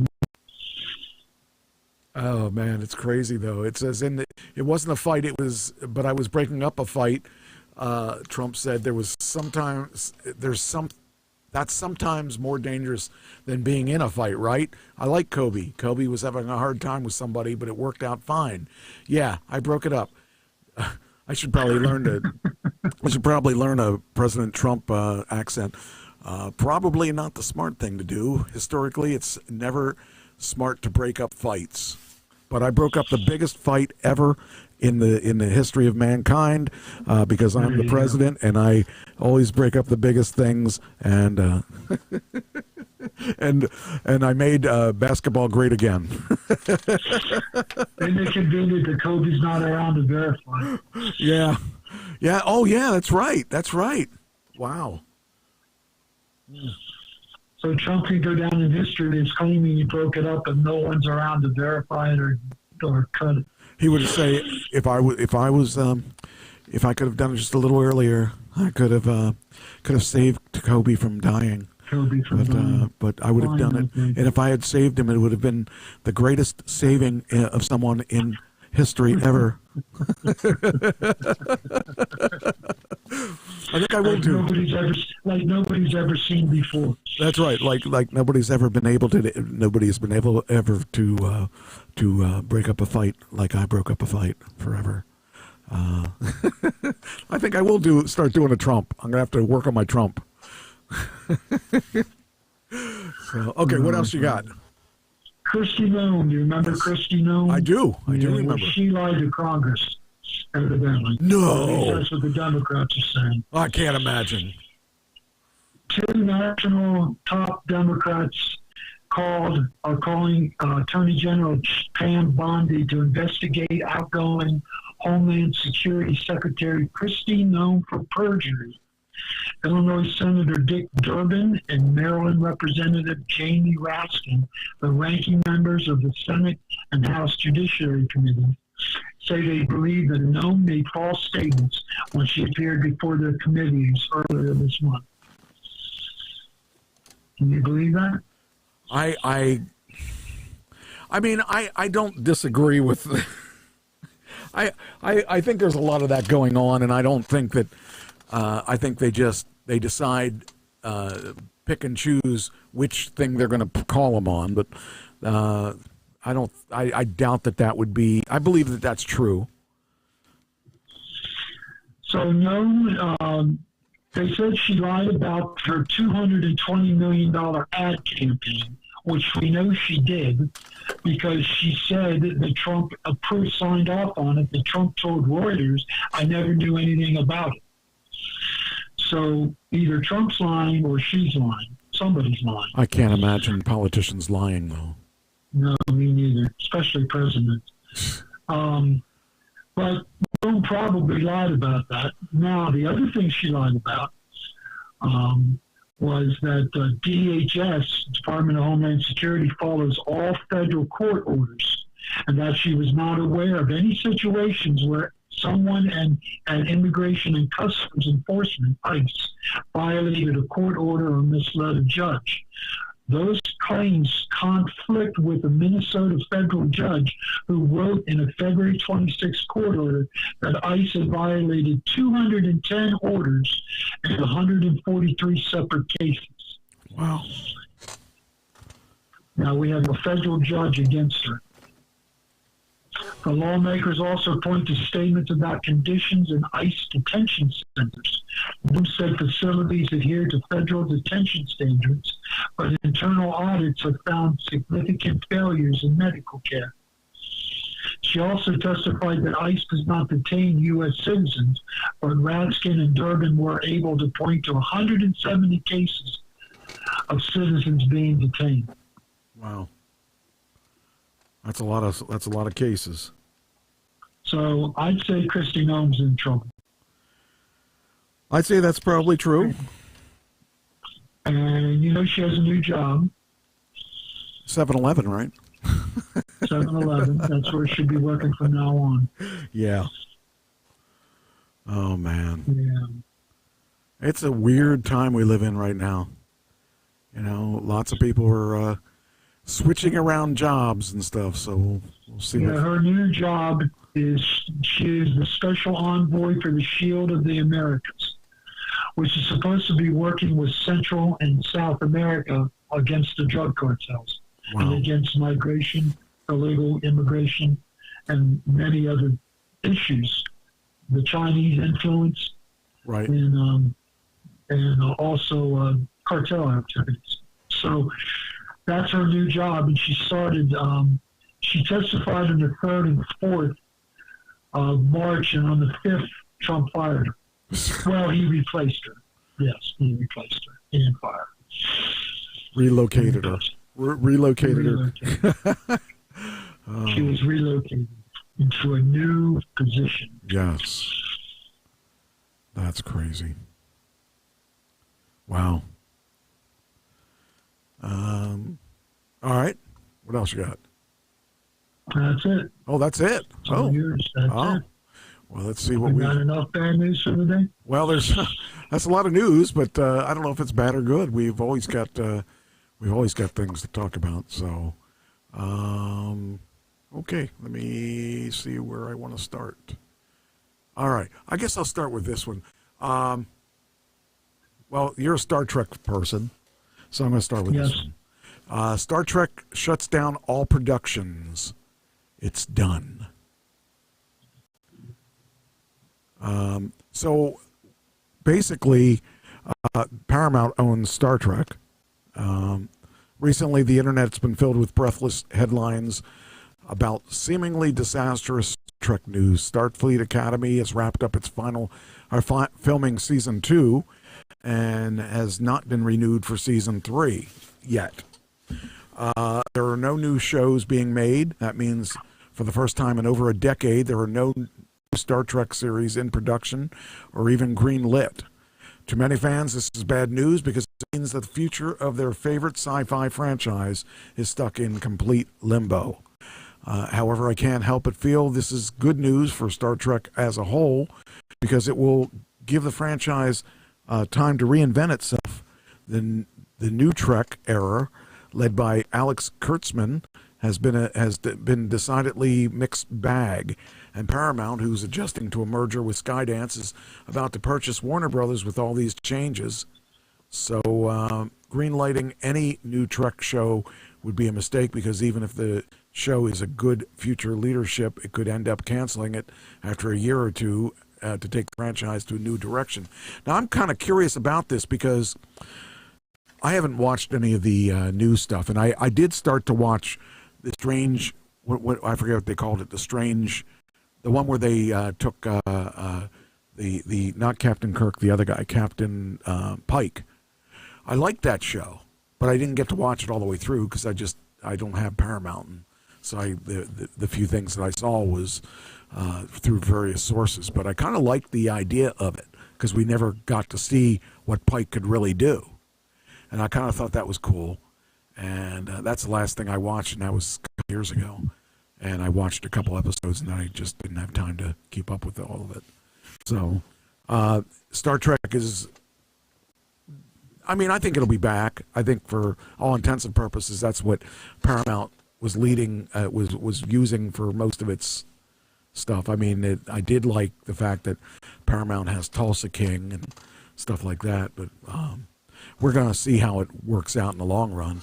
But that kind of scares me a little bit that Star Trek may be done. And it may not be done. It may just be, taking time till they see when they shake the trees, what comes out. So that is one thing that I saw that I figured you'd not like to hear. Not like to hear because I'm a Trekkie. Yes, but you are. I did not like Star Trek Academy. I didn't watch any of those. I'm really into Captain Kirk. I like the Captain Kirk stuff. Even the new Captain Kirk I liked, but I pretty much was a Captain Kirk guy and liked the Spock and all that group of people. But I probably would have liked the others if I had given them time. So there's a beef walkout. I don't know if you know about that or not.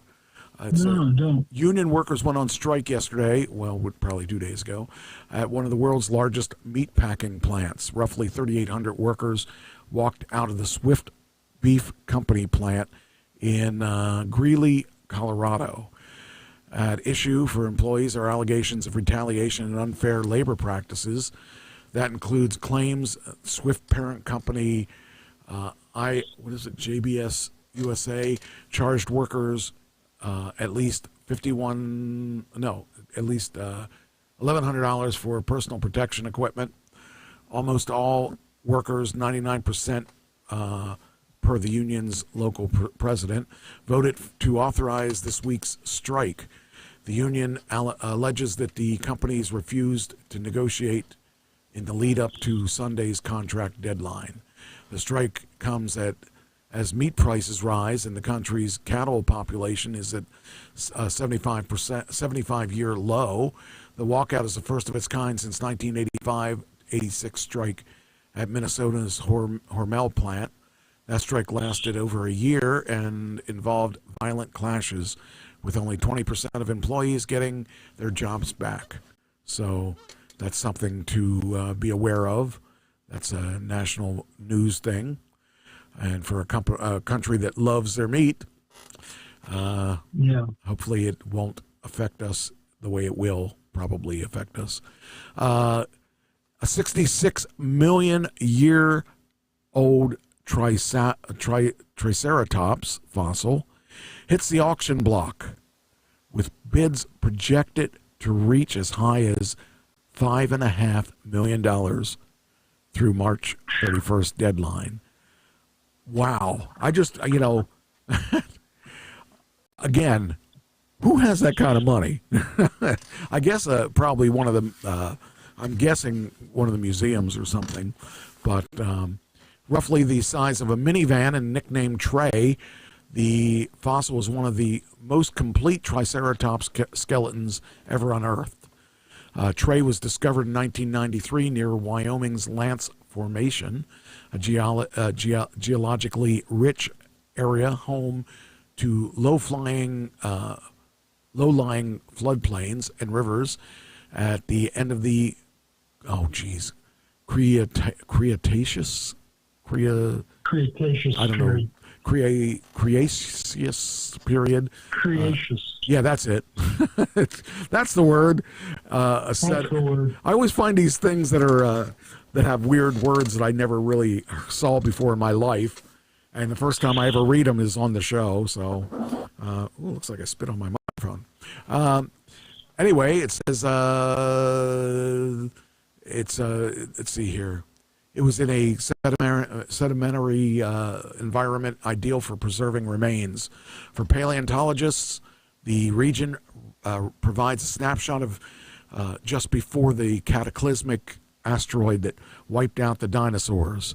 The sale comes as the auction market for dinosaur fossils has surged, with recent bids including Stan the T-Rex in 2020 at $31.8 million. Apex the Stegosaurus in 2024 was $44.6 million, and an unnamed Ceratosaurus in 2025 was $30.5 million. Dinosaurs roamed the Earth for over 100 million years. Discover where and when if you take a look at the interactive timeline and map. So now, I don't know, I mean, being a man of faith, I mean, obviously there's never been, I'm sure it's been addressed, but do people of creation, religion, whatever you want to call it, what are their thoughts on dinosaurs? Were they here before? They existed. Huh? They existed. They existed? Okay. And you think the world, or I shouldn't say you think, how old do you think, how do I want to ask this? How old is the world supposedly, according to the Bible? Creationists, according to creationists, okay, the world is about 10,000 years old. 10,000. And these things are supposedly coming in older than that, right? Well, I don't believe in a young Earth. I believe in an old Earth. Okay, good. 4.8 billion years old. Oh, wow, that old. Okay, I don't know if I believe it. I just believe that God created human beings and all the animals. Well, that makes sense. He didn't do it all at once. Yeah, he didn't do it all at once. Okay, I buy that. I would buy that. Yes. That's where I'm at. But my creationist friends would be aghast that I would say that publicly. Well, but the thing is, you're allowed to believe what you believe. The thing is, I don't think that God cares about how old we think the earth is. I think God cares about whether or not we listen to Jesus's thing, his preaching and all that stuff. And the whole idea of the whole idea is what it comes down to is really they don't even care about the timeline as much as they care about what the end message is about taking care of others and stuff like that. You know, I think that is the real story is that you take care of other people. You try not to abuse other people. You try to be a good person. You try to, that's what his preaching was mostly about is that, we got to be good people. We don't want to take advantage of people. We don't want to kill people. We don't want to abuse people. We want to try to take care of other people that are on this planet with us. Or maybe if there are people outside of this planet, take care of those too. But that's a whole other. Anyway, this map is kind of interesting because they have these things about where these animals came from, or where the countries, I guess, that they were involved in, because they have fossil scales and color scales and stuff like that you can see where they were from. So I just found this really interesting. But the idea that these fossils are going for so much money is amazing to me. But I mean, I guess it makes sense because where are you going to find one? Where else? How many are out there? I mean, you're not going to find. And how many museums would love to have that in their collection? Yes. I mean, how many Stan the T-Rexes are there that they're going to find and they can display? I just think it's really interesting to find these. In good order, that you actually can find the fossils within, that are complete. It says the fossil is the most complete Triceratops, whatever it is, skeletons ever unearthed. I mean, to me, that's That's very cool. And they say it's 66 million years old. I would love to see that. I would love to see what they, the ones I've seen are pretty cool, but this one's pretty complete. So it's kind of cool that we actually get to see what it was, and the size in feet here. They have a little scale here that of course our logo's flying over it, but it's just kind of cool. And I never was much into dinosaurs and all that stuff, but as I get older, I'm seeing these things, and I'm thinking, wow, this is pretty interesting. Because at that point, this probably was one world that was all one land. It probably was one. Yeah, because this piece goes over there, and you think how big the world is today, but it may have been quite a bit smaller then, and it may have may all the lands have touched at one point, and. So it's just kind of cool in my older age that things I could care less about when I was younger. I could care less about dinosaurs when I was younger. But, and there's a timeline here that it would go by. And it kind of, I would love to know, like, oh, here they actually, I wanted to see, I thought I saw the world getting, here's Jurassic, the Jurassic age. Look at where the world, the world was already pieced together. So you look at that. Well, the Bible speaks about it one time. Does it? All the land was together, yes. Okay. And the rest was ocean. That's really cool. And to me, that's really, really far out. I never really thought about that stuff. When I was a kid, I could care less about that stuff. But now it kind of fascinates me a little bit. So when I see something like this where they find, the Triceratops almost complete, that kind of is cool to me. I think that it's interesting that could have been, that is a piece of our history that we don't know about, that we're never going to see in real life. We're never going to see a dinosaur like this in real life. And so it's kind of cool. Then we talk about vinyl sales. Okay, now you're a guy who had a lot of vinyl. Yes? No?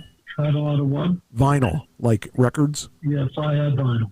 Last year, how much total was vinyl in sales? 3%. A dollar figure. Oh. Because remember now, vinyl is old school. Vinyl is, yes, but it's also new school because vinyl is the best sounding reproduction. That's what they say. I don't know that I buy that, but okay. You can scratch vinyl. You can't scratch digital. True. Anyway, how much do you think? Oh, my, 30 million? Last year, revenue in vinyl sales hit $1 billion. $1 billion. For the first time since 1983. The Recording Industry Association of America reveals that sales were fueled by Taylor Swift's album, The Life of a Showgirl. That, to me, is wild to think that we actually sold $1 billion in vinyl. That's crazy stuff. That's going retro. That's really, really insane. All right, here's another weird question. Now, this guy here, he's suing Greenville County after disputes after the deputies falsely identified his medication. So he gets pulled over or whatever, and the police say, do you have anything illegal? And they said, no, I have nothing illegal. I've got prescription for everything. A Florida man who served time for narcotics charges is suing Greenwood County Sheriff's Department deputies after lab reports showed they falsely identified his IBS medication as pills containing fentanyl and cocaine. So he went to jail for this, for fentanyl and cocaine, and he didn't have fentanyl and cocaine. Brian Getchius, alongside his attorney Tyler Bailey, announced a lawsuit on Wednesday against Greenwood County. Greenwood County Sheriff's Department, Sheriff Dennis Kelly, Deputy Dave Keener, Deputy Wesley McClinton, and Officer James Freeman.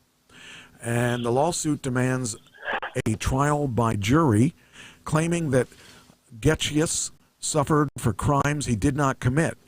He served 15 days of jail time and 16 months of house arrest for the following charges: possession with intent to distribute fentanyl, possession with intent to distribute cocaine, and trafficking fentanyl. He loses his job. He publicly ridiculed. People don't believe that he was innocent, all because of this unreliable drug unreliable drug field kit that was used. A 40-minute body cam video on McClinton's person shows how the scene unfolded in May of 2024. Getchius was pulled over in Greenwood on his way home to Florida after visiting his mother and family on allegations of swerving lanes. Getchius admitted he was carrying a suspended license, which prompted deputies to conduct a search of his vehicle. McClinton can be seen in the footage locating pill bottles and searching online twice to determine what they were used for. Getchius deputies it was dicyclinamide used to treat symptoms of irritable bowel symptoms. In reports, deputies reported the pills were poorly made and broke apart with very little amounts of force. I begged them. I said, please take my urine. I said anything, my blood. Deputies conducted multiple field drug tests, which produced a positive result for fentanyl. Getchius was taken into custody and transported to Greenwood County Detention Center. Shortly after, another drug test was completed and returned positive results for cocaine. Results were sent off to SLED, which was the place that tests the stuff, for forensic lab testing while Getchius faced the court. My mom, sister, and uncle sitting in the background. Mr. Getchius, you're a slightly risk and danger to community.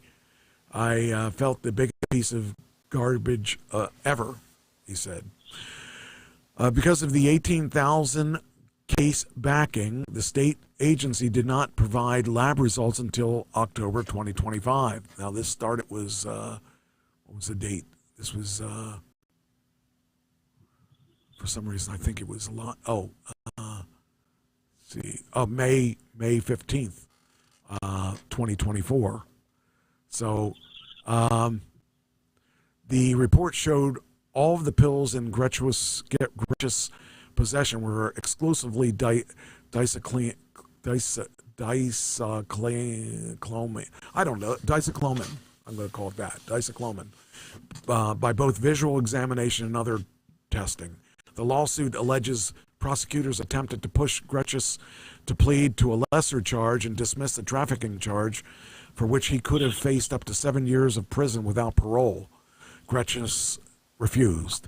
In the fall of 2025, the charges were dismissed against Getchius. His attorney claims he faced thousands of dollars in legal fees and a tarnished reputation. Getchius was honoring a long-term streak of sobriety and working at a rehab and addiction center in Florida at the time of his arrest. They took me away from everything that helped me get and stay sober. I was sent back to ground zero with nothing. Sleeping in jail for days is something you can't put a price on. This is your freedom, especially when you're sober and you're accused of being a drug trafficker or user. We want to see some reform. We want to see more reliable drug tests being used. We want to see or figure out a way to get rid of these thousands of cases backlog where innocent people are out there fighting for their freedom right now. We want to see change. Greenwood County provided the following statement claiming they're representing the Sheriff's Department and any related employees. We were informed today that a civil lawsuit may be filed against Greenwood County and Greenwood County Sheriff's Office. At this time, we have not received or reviewed the lawsuit and are unable to comment on specific allegations. We will review the filing once it's received and respond through the appropriate legal process. Sheriff Kelly told the news, no comment on pending litigation. Witness, let's see here, WYFF News 4 also attempted to reach the individual defendants and did not receive a response. We are also working to learn whether the Sheriff's Department has or plans to take administrative action, or if internal investigation has been requested by SLED. So, this guy, if he wins this, he's going to win a big chunk of change, I think. Yeah, he deserves it. Yeah, I mean, the guy was sober and he didn't take anything he wasn't prescribed. So, yeah, it's going to be an interesting thing that we'll have to keep an eye on that and see where it goes from there. But it looks pretty interesting that that the guy, he kept saying, test me, and they wouldn't do it. So yeah, I mean that might be a problem. I could see him doing pretty well in that suit because the amount of if you lost your job and stuff, you lost your sobriety and all that. That could be an issue in a lot of different ways. He lost his reputation. He lost everything. Yeah. So, also, okay, so you know who Ted DiBiase is, right?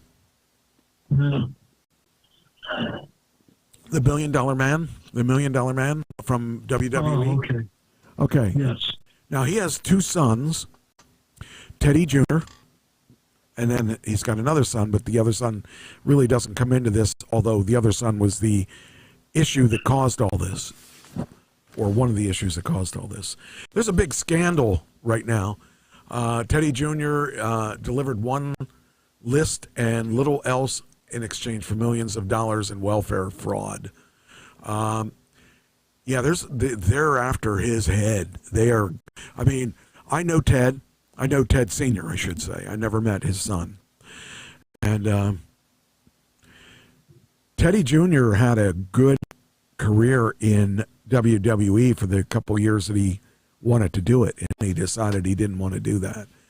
And it's kind of weird because I have a friend who's really, really close with that family. A lot of things that it's scary what is going on there. My friend says that he's innocent of all charges, but the stuff I'm reading doesn't sound good for him. It does not sound even close to good for him, and I don't know. I like Teddy Sr. I've got good stories with him. I work cards with him. One of my favorite stories in wrestling is about him because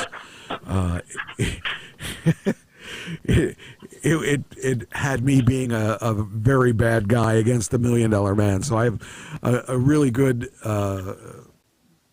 story about that. But the sad thing is his son has tainted all. His sons have tainted his whole history and his legacy. So here's what the story is. Mississippi's former welfare director, John Davis, cited his need to maintain a friendship with Teddy Jr. as he ordered nonprofit operator Christy Webb to dole out welfare dollars to the retired pro wrestler under contracts he never fulfilled, and she testified in federal court. Webb, the former head of the Family Resource Center and one of the principal recipients of federal welfare funds, eventually funneled to Teddy Jr., took the stand on February 26th. Now, this has been going on since probably 2016, 2017.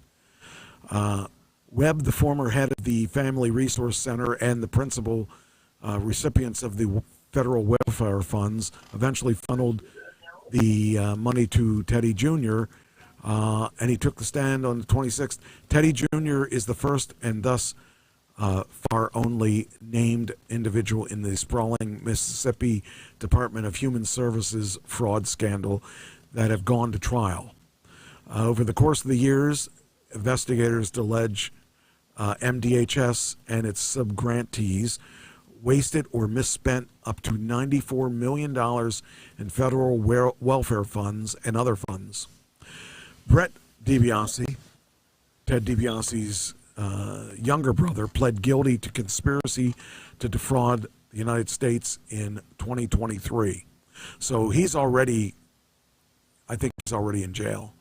DiBiase Jr. was a recipient of multiple lucrative contracts with Webb's FRC, including the following eye-watering sums over a matter of years.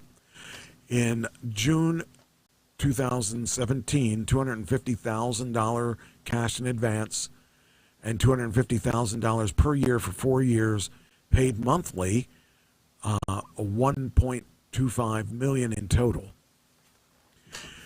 May 15th, 2018, $500,000.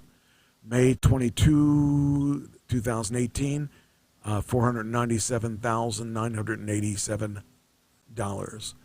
June 26th, 2018, $1 million.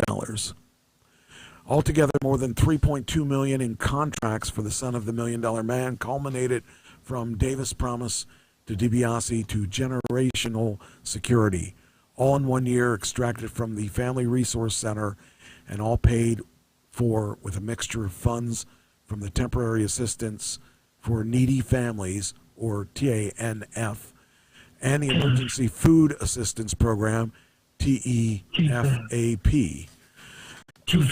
Yeah. Are you familiar with those programs? Yeah. Okay. I'm very familiar. 2 federal programs intended to support the most impoverished Mississippi families. And what services would Mississippi's poor receive for these extraordinary contracts? DiBiase was supposed to identify the current state of families first for Mississippi leadership, a nationwide initiative to develop a strategic course of action for implementation of leadership development initiatives, one-on-one coaching sessions, leadership workshops, training, seminars, and more. Were these necessary? No. Webb testified in late February. We had a well-qualified staff, credentialed, educated, and specially trained for leadership. We had ample people who are leaders. After Webb's testimony, next to testify was Nancy New, the founder of Mississippi Community Education Center and the other key recipient of fraudulent funds in the MDHS scandal. New testified that, much like Webb, she had seen no benefit to her organization from DiBiase Jr.'s contracts. To her knowledge, she continued, none of the various activities the defense highlighted, advertisements, radio appearances, talks with politicians, fulfilled one letter of his lucrative contracts with her organization. David to nonprofits fund Teddy. For a $1 million contract, Ted DiBiase Jr. was supposed to lead the creation of a program called RISE to address multiple needs of inner-city youth. Did FRC need such a program? No, Webb said again. Perhaps the most revealing of the contracts discussed in the court was the third, for $497,987. It was to administer funds from the TFAP grant, a USDA program intended to provide emergency food assistance to the needy, including through food banks and pantries. Davis and MDHS provided TFAP money to FRC, a prospect that excited Webb and her staff. 4 FRC employees were on deck to administer the grant. Where did this money end up going? Assistant U.S. Attorney David Fulcher asked. It went to Teddy, Webb admitted. Davis sent us the scope and grant. 2 days later, he said Teddy is going to be the administrator of the grant. We were devastated. She said we were at a loss. We didn't know what to do. But That was the price of the devil's bargain with John Davis, she testified, adding that the largesse often came from marching orders. It was done in a way that John Davis conducted his business with us. He would pick up the phone and tell you to fund Teddy. However, senseless such as contractual arrangements may be in theory. The verdict in DiBiase Jr.'s trial may come down to what he actually did in practice. In Webb's testimony, the answer was simple. He barely did anything at all. For the TFAP contract, Webb said DiBiase Jr. sent me a list of all the food pantries in North Mississippi. And that was a single list composed of easily accessible information. Useful? No. She explained FRC was an institution with more than 300 employees serving at least 3,000 needy Mississippians a month. They already had that data. Truthfully, she said, I threw it in the garbage can. The list in the testimony of Christy Webb was the only direct contribution from FRC from any of Ted DiBiase Jr. contacts.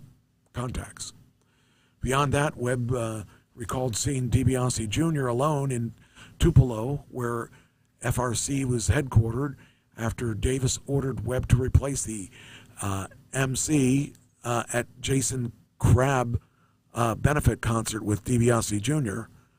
I see you're closing your eyes, Attorney Fulcher noted. It makes me sick to even think about it, Webb admitted. This was bad. I just did the wrong thing. The contracts, these were contracts behind Christy Webb's March 16th, 2023 guilty plea for theft concerning federal funds, a crime which she is yet to serve time, and she continues to service the state as a witness. But why? What possessed a veteran teacher and administrator to repeatedly offer a former wrestler exceptionally lucrative contracts far in excess of his skill and value to her agency, outside the scope of its core mission and needs? Webb's answer was simple. She had nothing to do with the contracts. John Davis prepared them and sent them to her to sign. Davis' orders were absolute. The dictator that both prosecutors and defense spoke about emerged. So that's Davis right there. And Davis, Webb argued, was visibly in the thrall of DiBiase. He personally had changed. The avuncular fellow she had met years ago was gone, replaced with a tyrant, as she described him in court. On one occasion, as her mother lay dying, Webb said DiBiase and Davis showed up in Tupelo to pay their respects and later to pick up a check. The check was made out to DiBiase's company, Familia Orientum, was for $350,000, dated June 26, 2018, the day of Webb's mother dying. Webb testified that it wasn't long before she knew what she was doing was wrong, and when she pushed back on Davis, it would often fall to pieces. John Davis would call late at night, and he would be crying. Webb said, and the only way I can have friends is to give him money. I like this. I should be her friend. He got to keep getting his money. We'll find some more money, but you've got to keep funding Teddy, Webb testified. At times, Webb said she challenged DiBiase's value in the contracts that he received. At least once, Davis agreed, planning to light a fire under his charge. One October evening in 2017, he spoke about DiBiase as though he was planning to cut him loose. It bothers me that I allowed these guys to gain access, and it feels like they're using me. If you don't mind, tell Teddy Jr. to report to my office Friday morning. We're going to engage his ass. He wrote part of a text message. It's almost like three guys, Ted Jr., Adam, and Chris, were trying to start their own world on your dime. May should consider looking at contracts. Can you legally break them? We can hash this out again because I caused so sorry. So anyway, as it turns out, they got a lot of money for doing nothing, and they just kept paying him, and they shouldn't have. They should not have paid him. And my friend believes that he's innocent, but I mean, I really doubt that he's innocent. And the weird part is, shortly after this all happened, Ted DiBiase Sr. came out with a video about his life and how he's been able to take his image of the $1 Million Man and turn it into something good. And whew, yeah, that didn't happen. I mean, the scandal's just crazy. It just, I never would have thought that they would come out to this, but wrestlers have a term called working. And what you do is you work the crowd. You work the crowd to believe what you're doing is right. And boy, he worked the crowd, all right. He worked the crowd. He worked the crowd and cost a lot of money to these people that could have used it. I mean, to take from welfare, that's about as low as it gets. That's what happened in Minnesota. What was in Minnesota? All the Somalians that been caught in welfare fraud. Oh, wow. I mean, I feel bad because, Ted Sr., I don't see as being any part of this other than his name. Teddy Jr., I don't know him and I don't know his brother. His brother pleaded guilty, so he didn't even go to court. He knew he was caught. Teddy is not, I don't think he's going to plead out. So, yeah, I feel sad that happened because, they hurt a lot of people that trusted them. Well, yeah, and they trusted that they were going to do what they said they were going to do, but instead they, took advantage of the people, and I just think it's sad. It gives wrestling a bad name, even though they've been out of wrestling since probably 2010, but they've tainted their father's legacy. They screwed a lot of people that really need the money, and I don't know where it's going to go, but it doesn't look good because they're not going to get the money back, even though that they're going to go to jail, and that's about it. So that's sad. I hope they enjoyed themselves. Yeah, I mean, I'm very bummed about that because it just should not have happened. But people believe in what they believe in, and it's sad. I'm very bummed about this. All right, so on the other side, let's talk about some things a little better than that. Oh, wait, this is good. I hope he sues the district. Pennsylvania school bus driver quits after being asked to stop wearing his MAGA hat. Oh, why do people care? Why do people care what you wear? I don't really care what kind of hat you wear. It's just so stupid. It says, imagine having to choose between your job and wearing a hat.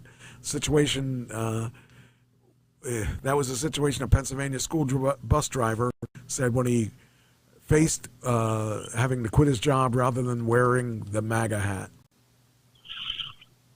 I mean, first off, I wouldn't care about the hat that much that it would matter. But on the other side, why would it matter?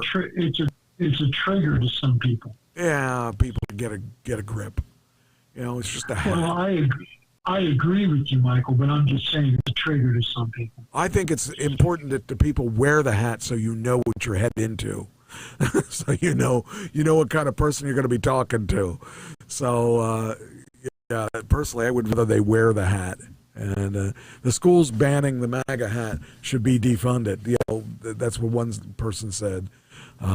This retired police officer is now a school bus driver, just went viral for leaving his job rather than take off his hat. I mean, all they're doing is they're giving it legs. They're giving it legs to go on, and it's just a hat. He's, you know, okay. So does that mean if you're wearing a Diddy hat, you should be forced to not wear your hat because Diddy's in jail? I mean, who cares? I mean, it's a hat. I mean, I realize he's making a statement of some sort, but it's a hat. I just think that people get a little crazy about stuff like that. So that was something I saw there that I thought was, it amuses me that people give that much credence on things. This I found was really interesting. Prosecutors won't charge a driver in a crash that killed a Dauphin County Parks and Rec employee.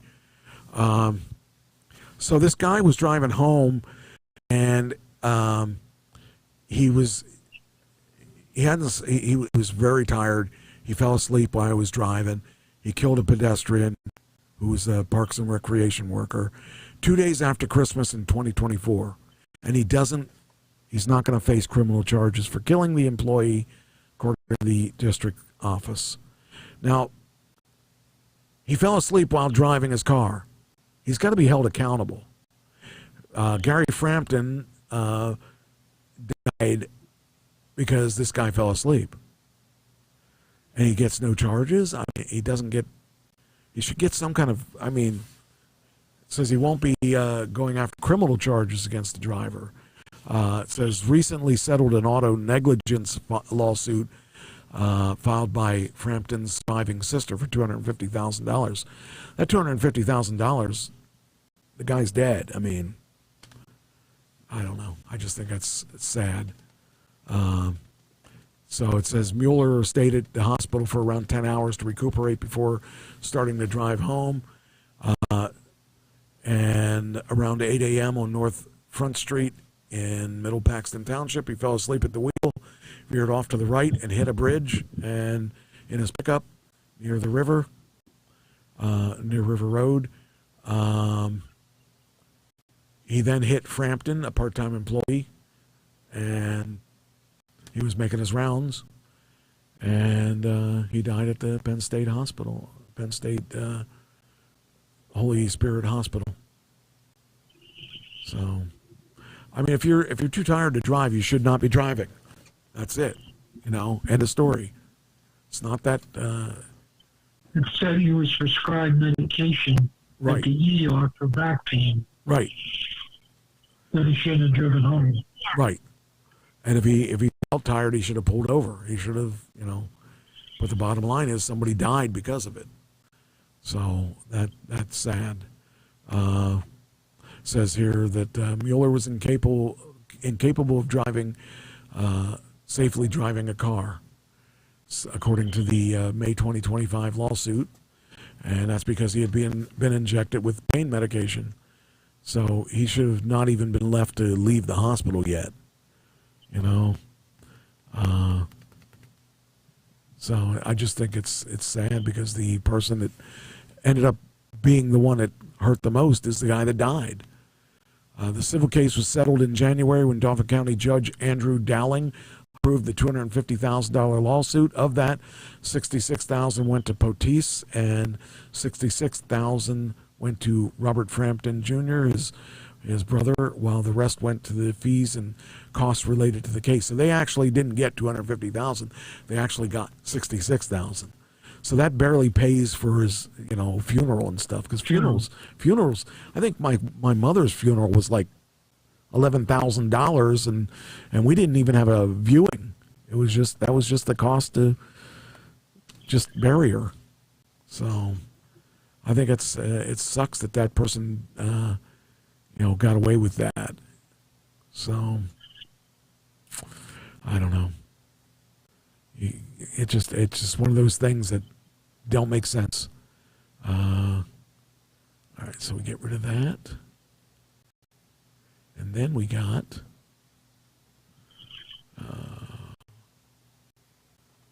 okay, so that's that. Okay. Then we got...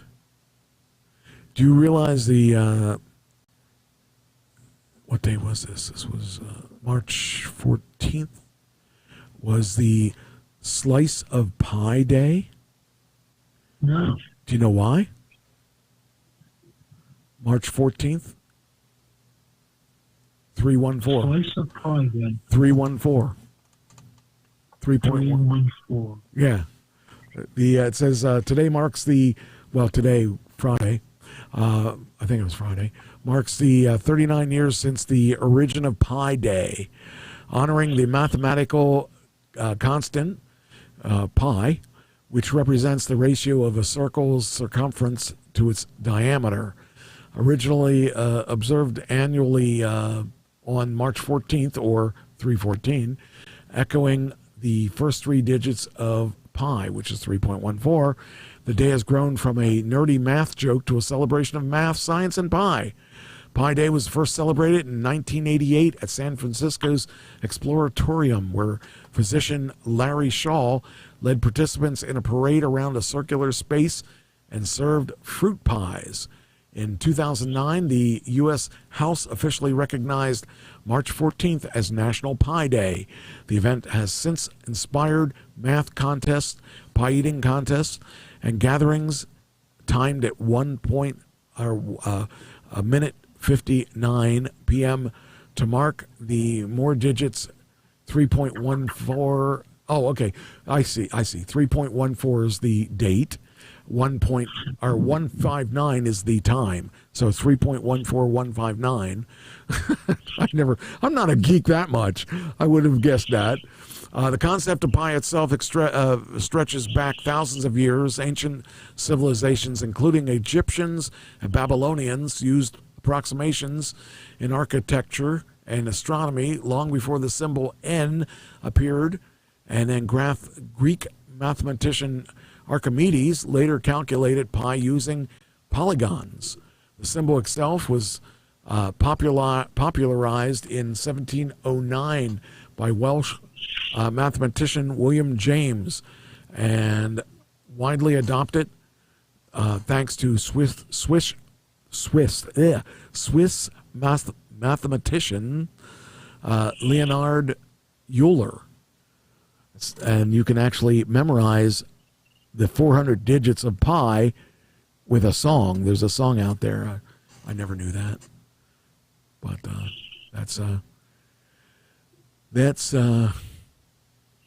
it's Pi Day. That's what it comes down to. Okay, next. Here's another one. The Oscars were Sunday. And in the Oscars, there were all kinds of winners. One Battle After Another was another big winner. The One Battle After Another was a movie. Was a big winner at the 2026 Academy Awards. And let's see here. Where are we going to go here? And at the big winner, I don't know if you watched Sinners, but that was one that won 4 awards this year. That's Michael B. Jordan's in that, and it won Best Screenplayer, Best Actor, Best Screenplay. What were the other 2 things? Well, I don't know. Anyway, we've got a whole list of things that. Where's that list at? Where's the list? Here it is. There we go.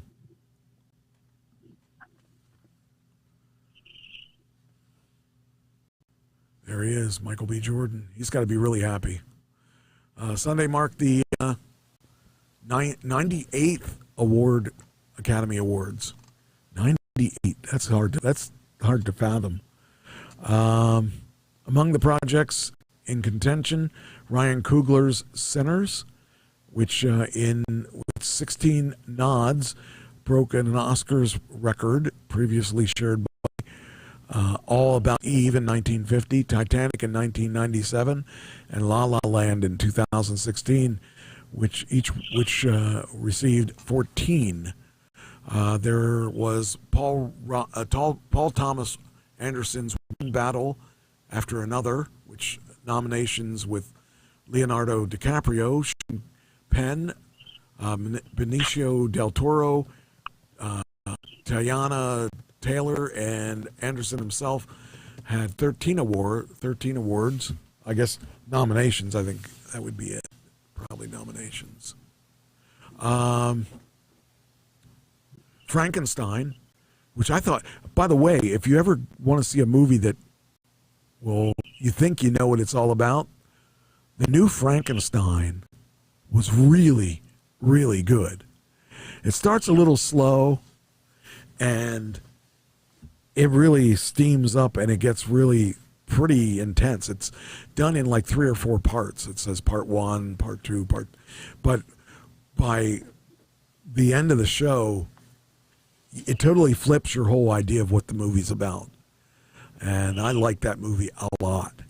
So if you want to see a good movie that will totally change your mind on what Frankenstein is about, you need to see that movie. I liked it. I think it was on, might have been on Netflix. But yeah, definitely check it out if you get a chance. So Timothy Chalamet, Renee. Well, they did a special on the Reiners too. Because they were killed earlier. Was that last year or was that this year? I guess it was last year, wasn't it? Last year. Yeah, just seemed like yesterday that it happened. It says here, if going into the night, one of 2 categories seem fairly predictable. Looking at you, Ms. Buckley, most of the rest felt thrillingly up in the air. Best Picture, OBAA or Sinners. To Best Actor, did Michael P. Jordan win at the Actor Awards, signal of a future upset over Chalamet? Apparently. And honestly, we wouldn't have had things any other way. I thought Sinners was going to do really well. Even though I've never seen the show, I've heard a lot of things about that show. And I think they went in knowing they were going to win something. I don't think they realized how many things they were going to win because they won a lot of stuff. So I found it really interesting that's what came out of everything was them picking up those. Best Picture was One Battle After Another. Best Actress, Jessie Buckley on Hamnet.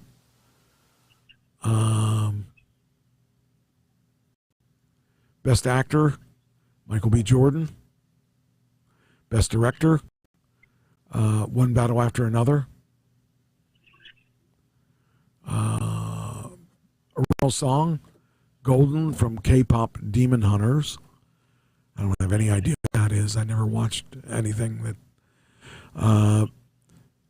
Best International Film, it was a Norway film called Sentimental Value. Cinematography got Sinners. Film editing, One Battle After Another. I guess One Battle After Another and Sinners won a lot of things. Best Sound, F1. Best Score, Sinners. So, it was pretty good. It was a lot of, I don't think there probably wasn't too many surprises on this, but it was pretty good. Let's see here. They did a tribute to Rob Reiner and Michelle Reiner. Their movies will last a lifetime because they were about what makes us laugh, cry, and what we aspire to be better in his eyes. Far kinder, far funnier, and far more human. Billy Crystal said that. So, yeah, I mean, that still bothers me that their son killed them like that. I mean, it's weird. It's weird to think of how it's like if you have natural causes, it's one thing, but something like that is just so weird. Think that they died over a drug crazed son. So, okay, we Mentally ill son. yeah, well, whatever you want to call it, but the bottom line was he should have never told him. You know, someone like that needs to be put away. I don't care if you're sick or not. So, okay. I am back to. All right, good. All right. I wanted to save this, and I didn't want to use this up unless we had time to do it. I wanted to make sure all the good stories were taken care of. 20 St. Patrick's Day traditions that will bring you luck or just a whole lot of fun. All right. Where is the first one? Letting the devil out of Irish soda bread. I don't know what that means. I never really had Irish soda bread, but it says here there are many variations of Irish soda bread in America, but the traditional Irish version calls for 4 ingredients: flour, baking soda, buttermilk, and salt. Historically, this recipe can be made by anyone, but thanks to the readily available ingredients, and because it could be cooked in a cast iron pot over a flame instead of an oven, most people didn't have that during the day. So way back and then. Wearing green, of course. Did you ever get involved in any when you were younger or anything like the Irish celebrations and stuff? Sure. It was an excuse to get drunk. Well, green, one of the luckiest St. Patrick's Day traditions is simple. Just don the green color. I would get a green hat, and then I would be Irish for a day. Irish for a day, yeah. I'm unfortunately, or fortunately, whichever one it is, am Irish. Irish, German, and American Indian. So, all 3 of those drink a lot. So, yeah, okay, so that was, oh, stop it. Come on, let it go. Pinching those not wearing green. That's a good way to get punched. Yeah, it is. Kissing someone who's Irish. No one kissed me. Doggone it. I think they ought to kiss me. Well, I mean, depending who they are. Drowning the shamrock. One of the most famous good luck charms is the shamrock. Legend has it that the good luck is of this 3-leaved plant began when it was revered pagan symbol. I didn't know that. Did you know that?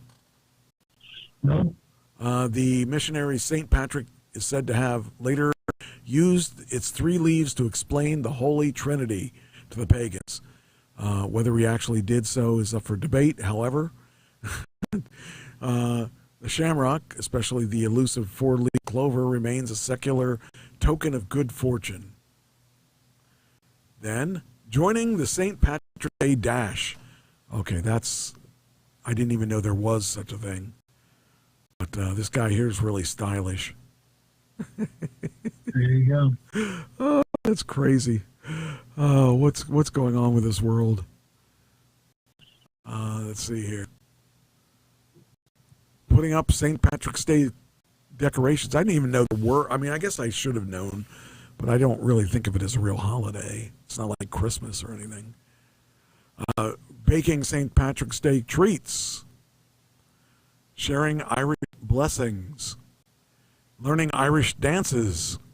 I could see you doing that. There you go. You're the dancer in the family. Oh yeah. Well, you know, I don't do Irish dances. I only do. What do I do? I do dances for coffee. That's it. Watching Irish movies. Can watch The Irishman. Looking for leprechauns. Finding a pot of gold. Noshing on Irish potatoes. Wonder how Irish potatoes are different from any other potatoes. Looking for 4-leaf clovers. Geez, like you have nothing better to do than look for a 4-leaf clover. attending a St. Patrick's Day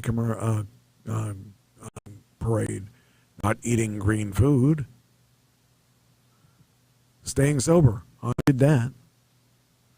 Eating Irish bacon. Irish bacon. What's Irish bacon? Corned beef I know about, and cabbage. The meal's actually not an Irish tradition at all. Corned beef on St. Patrick's Day is an American adaptation. In Ireland of yore, it would have been unlucky to kill cows, which were mainly used for dairy. In Celtic Ireland, cattle were symbols of wealthy and were only killed when they were too old or were no longer able to produce milk. There were more pigs kept in Ireland than cows, so pork and bacon were consumed more than beef. I didn't know that either. Wearing blue for historical accuracy. Now, I didn't know about that. Instead of green, you could also celebrate Ireland by wearing blue, the background color of the first coat of arms when the Kingdom of Ireland was created by England's King Henry the Fifth, Sixth, Seventh, Eighth. King Henry the Eighth. Wasn't that a song? Yes. The Who also has earlier links that figure in Irish mythology. So I guess that's it of that. Okay, so that's done. Do some. All right, so that's that. Got that off the plate. What's our next holiday? Easter, right? Easter's coming up. Yeah. What's the phrase of Irish goodbye mean? I don't know. Well, let's look at, I think it's Reader's Digest. Oh, Irish Central. Okay, are you sick of hanging around at the celebration after you're ready to go home and having to say goodbye to everyone? Then Irish goodbye is for you. This sounds like my thing. This is definitely my thing. I don't want to go around and say goodbye to everybody, but in wrestling, you got to say goodbye to everybody because that's just what we do. I mean, it's considered rude to be a wrestler or a wrestling personality and not shake hands with everybody before and after the event. So you kind of got to say goodbye to everybody, but Irish goodbye is leaving without saying goodbye, which I think that's kind of cool. All right. Then we got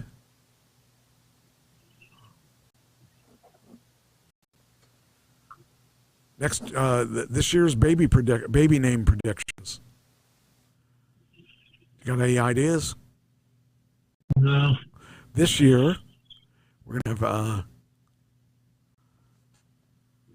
as a long time. Okay, let's see. Let's find out who the baby. Oh, here we go. Wildly successful shows. Elena, Samira, Cassie, Belinda, Chelsea, Valentine, Isabel. Some of these are really old names. Yeah. That's kind of. I mean, yeah, but I've seen. But you know, the Emma was one that came out like 10 years ago. That a friend of mine said that she was going to name her kid Emma. I said, "What are you naming an old lady?" And that was a big name at that year.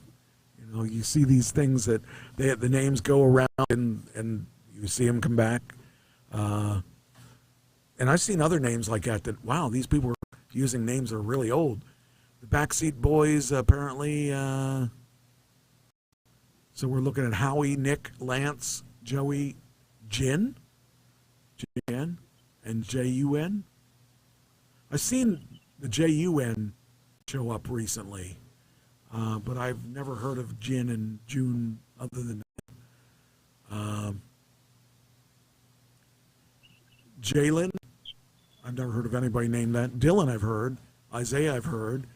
Courtney, Kelsey, Natasha, Erica,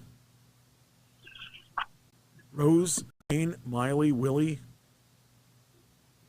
Sienna, Eloise, Juniper, Flora, Reed, Rowan. Rowan? Really? Rowan. Yeah.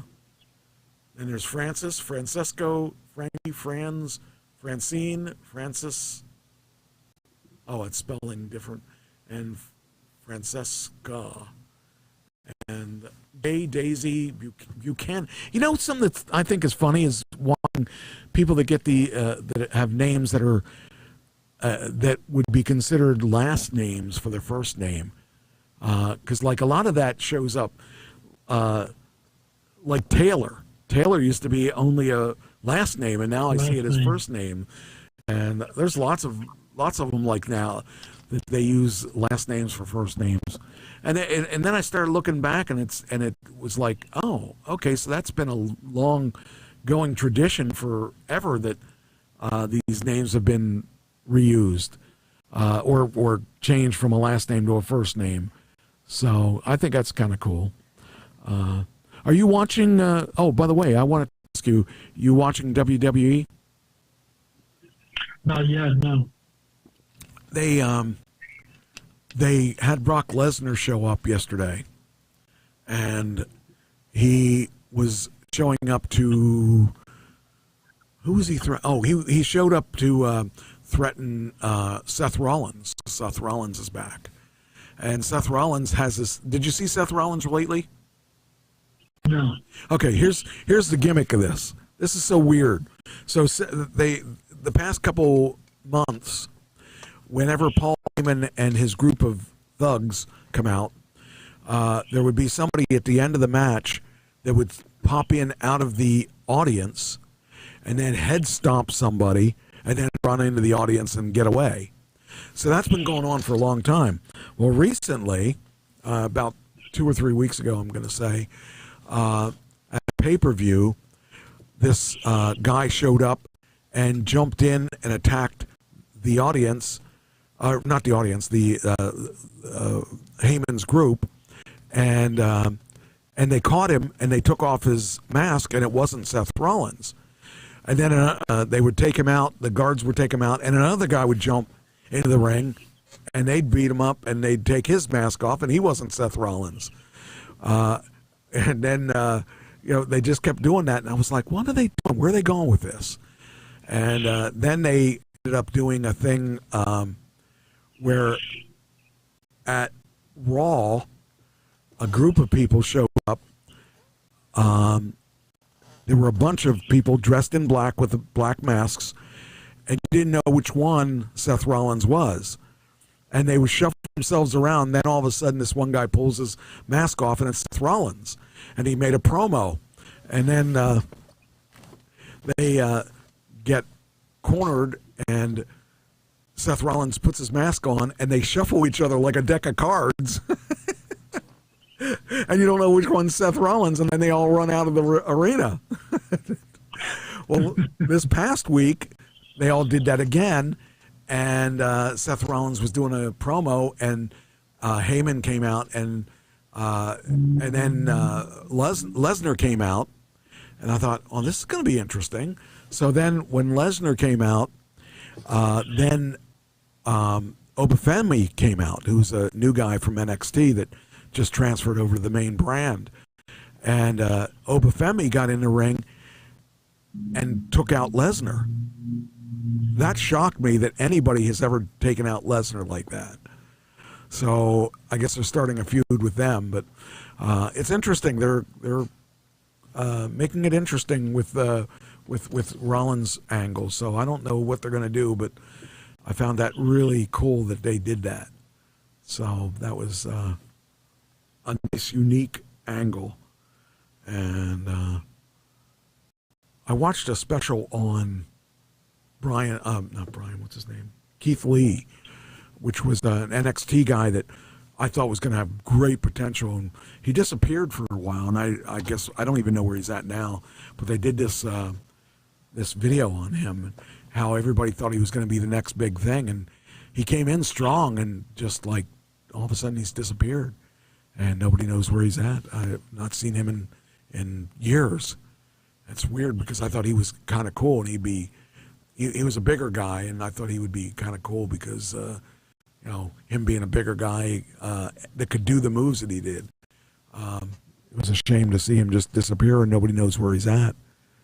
And such a shame because the world could use some new talent that that stands out. But Obafemi stands out. He's interesting, and I kind of like the guy. So I will do one more story. Which one should I do? Oh, what's all this? Oh, okay, that one's done. Okay. All right, let me figure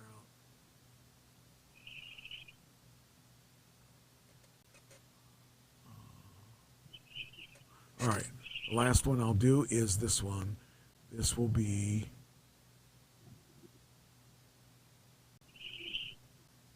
Where'd it go? There it is.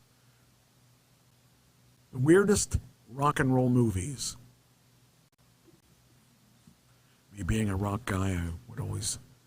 Oh, and I'm going to debut next week. I'm going to show you the design of what new outfit's going to look like for Stoneface. I designed it over the past couple days, and I kind of like it, and I ordered it, so I hope to get that soon. All right, the best or the weirdest rock and roll, the all-time weirdest rock and roll movies. The Adventures of Buckaroo Banzai Across the Eighth Dimension. Never saw it. Don't know anything about it. 1984 though. I probably wasn't watching much TV back then. 1970, Beyond the Valley of the Dolls. I have no idea what that is. Never saw that either. I thought I would know these. Destroy All Neighbors, 2024. Never saw that. Did I see any of these? Maybe not. Get Crazy, 1983. I didn't see that. I wasn't watching much TV back then. Crossroads, a Japanese rock and roll ghost story in 2017. Didn't see that. Head, 1968. Didn't see that either.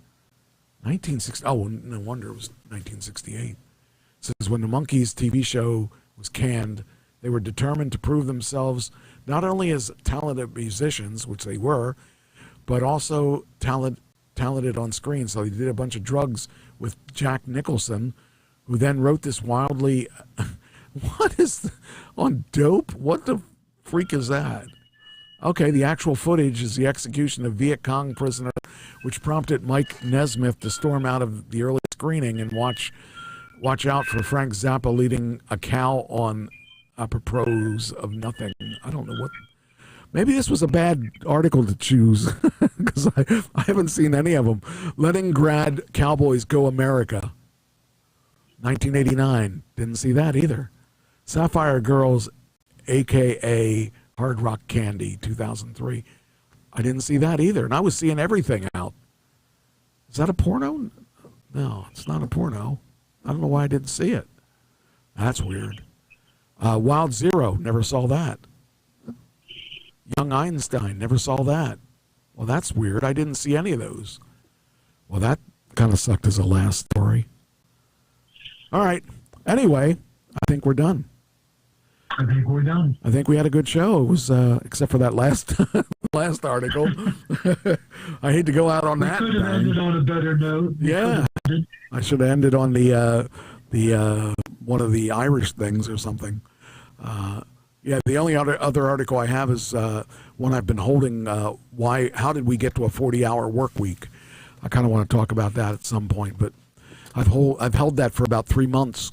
It's because we've never had time to do these articles. So, all right. Well, then I guess we're done. It was pretty cool. We had some good stuff this week. So, who knows what we're going to have next week? We're going to talk about the 2 shows that I have this weekend, and the one show that we're going to do. Well, we might be doing 2 shows next weekend too, but we'll see. Anyway, all right. Well, I guess that's it. And where's the other? There it is. Okay. I will talk to you guys next week, and thank you for watching. And I'll talk to you guys later. You want to say anything else? Goodbye, guys. Oh, that's a good one. Okay. Here we go. It's still the one.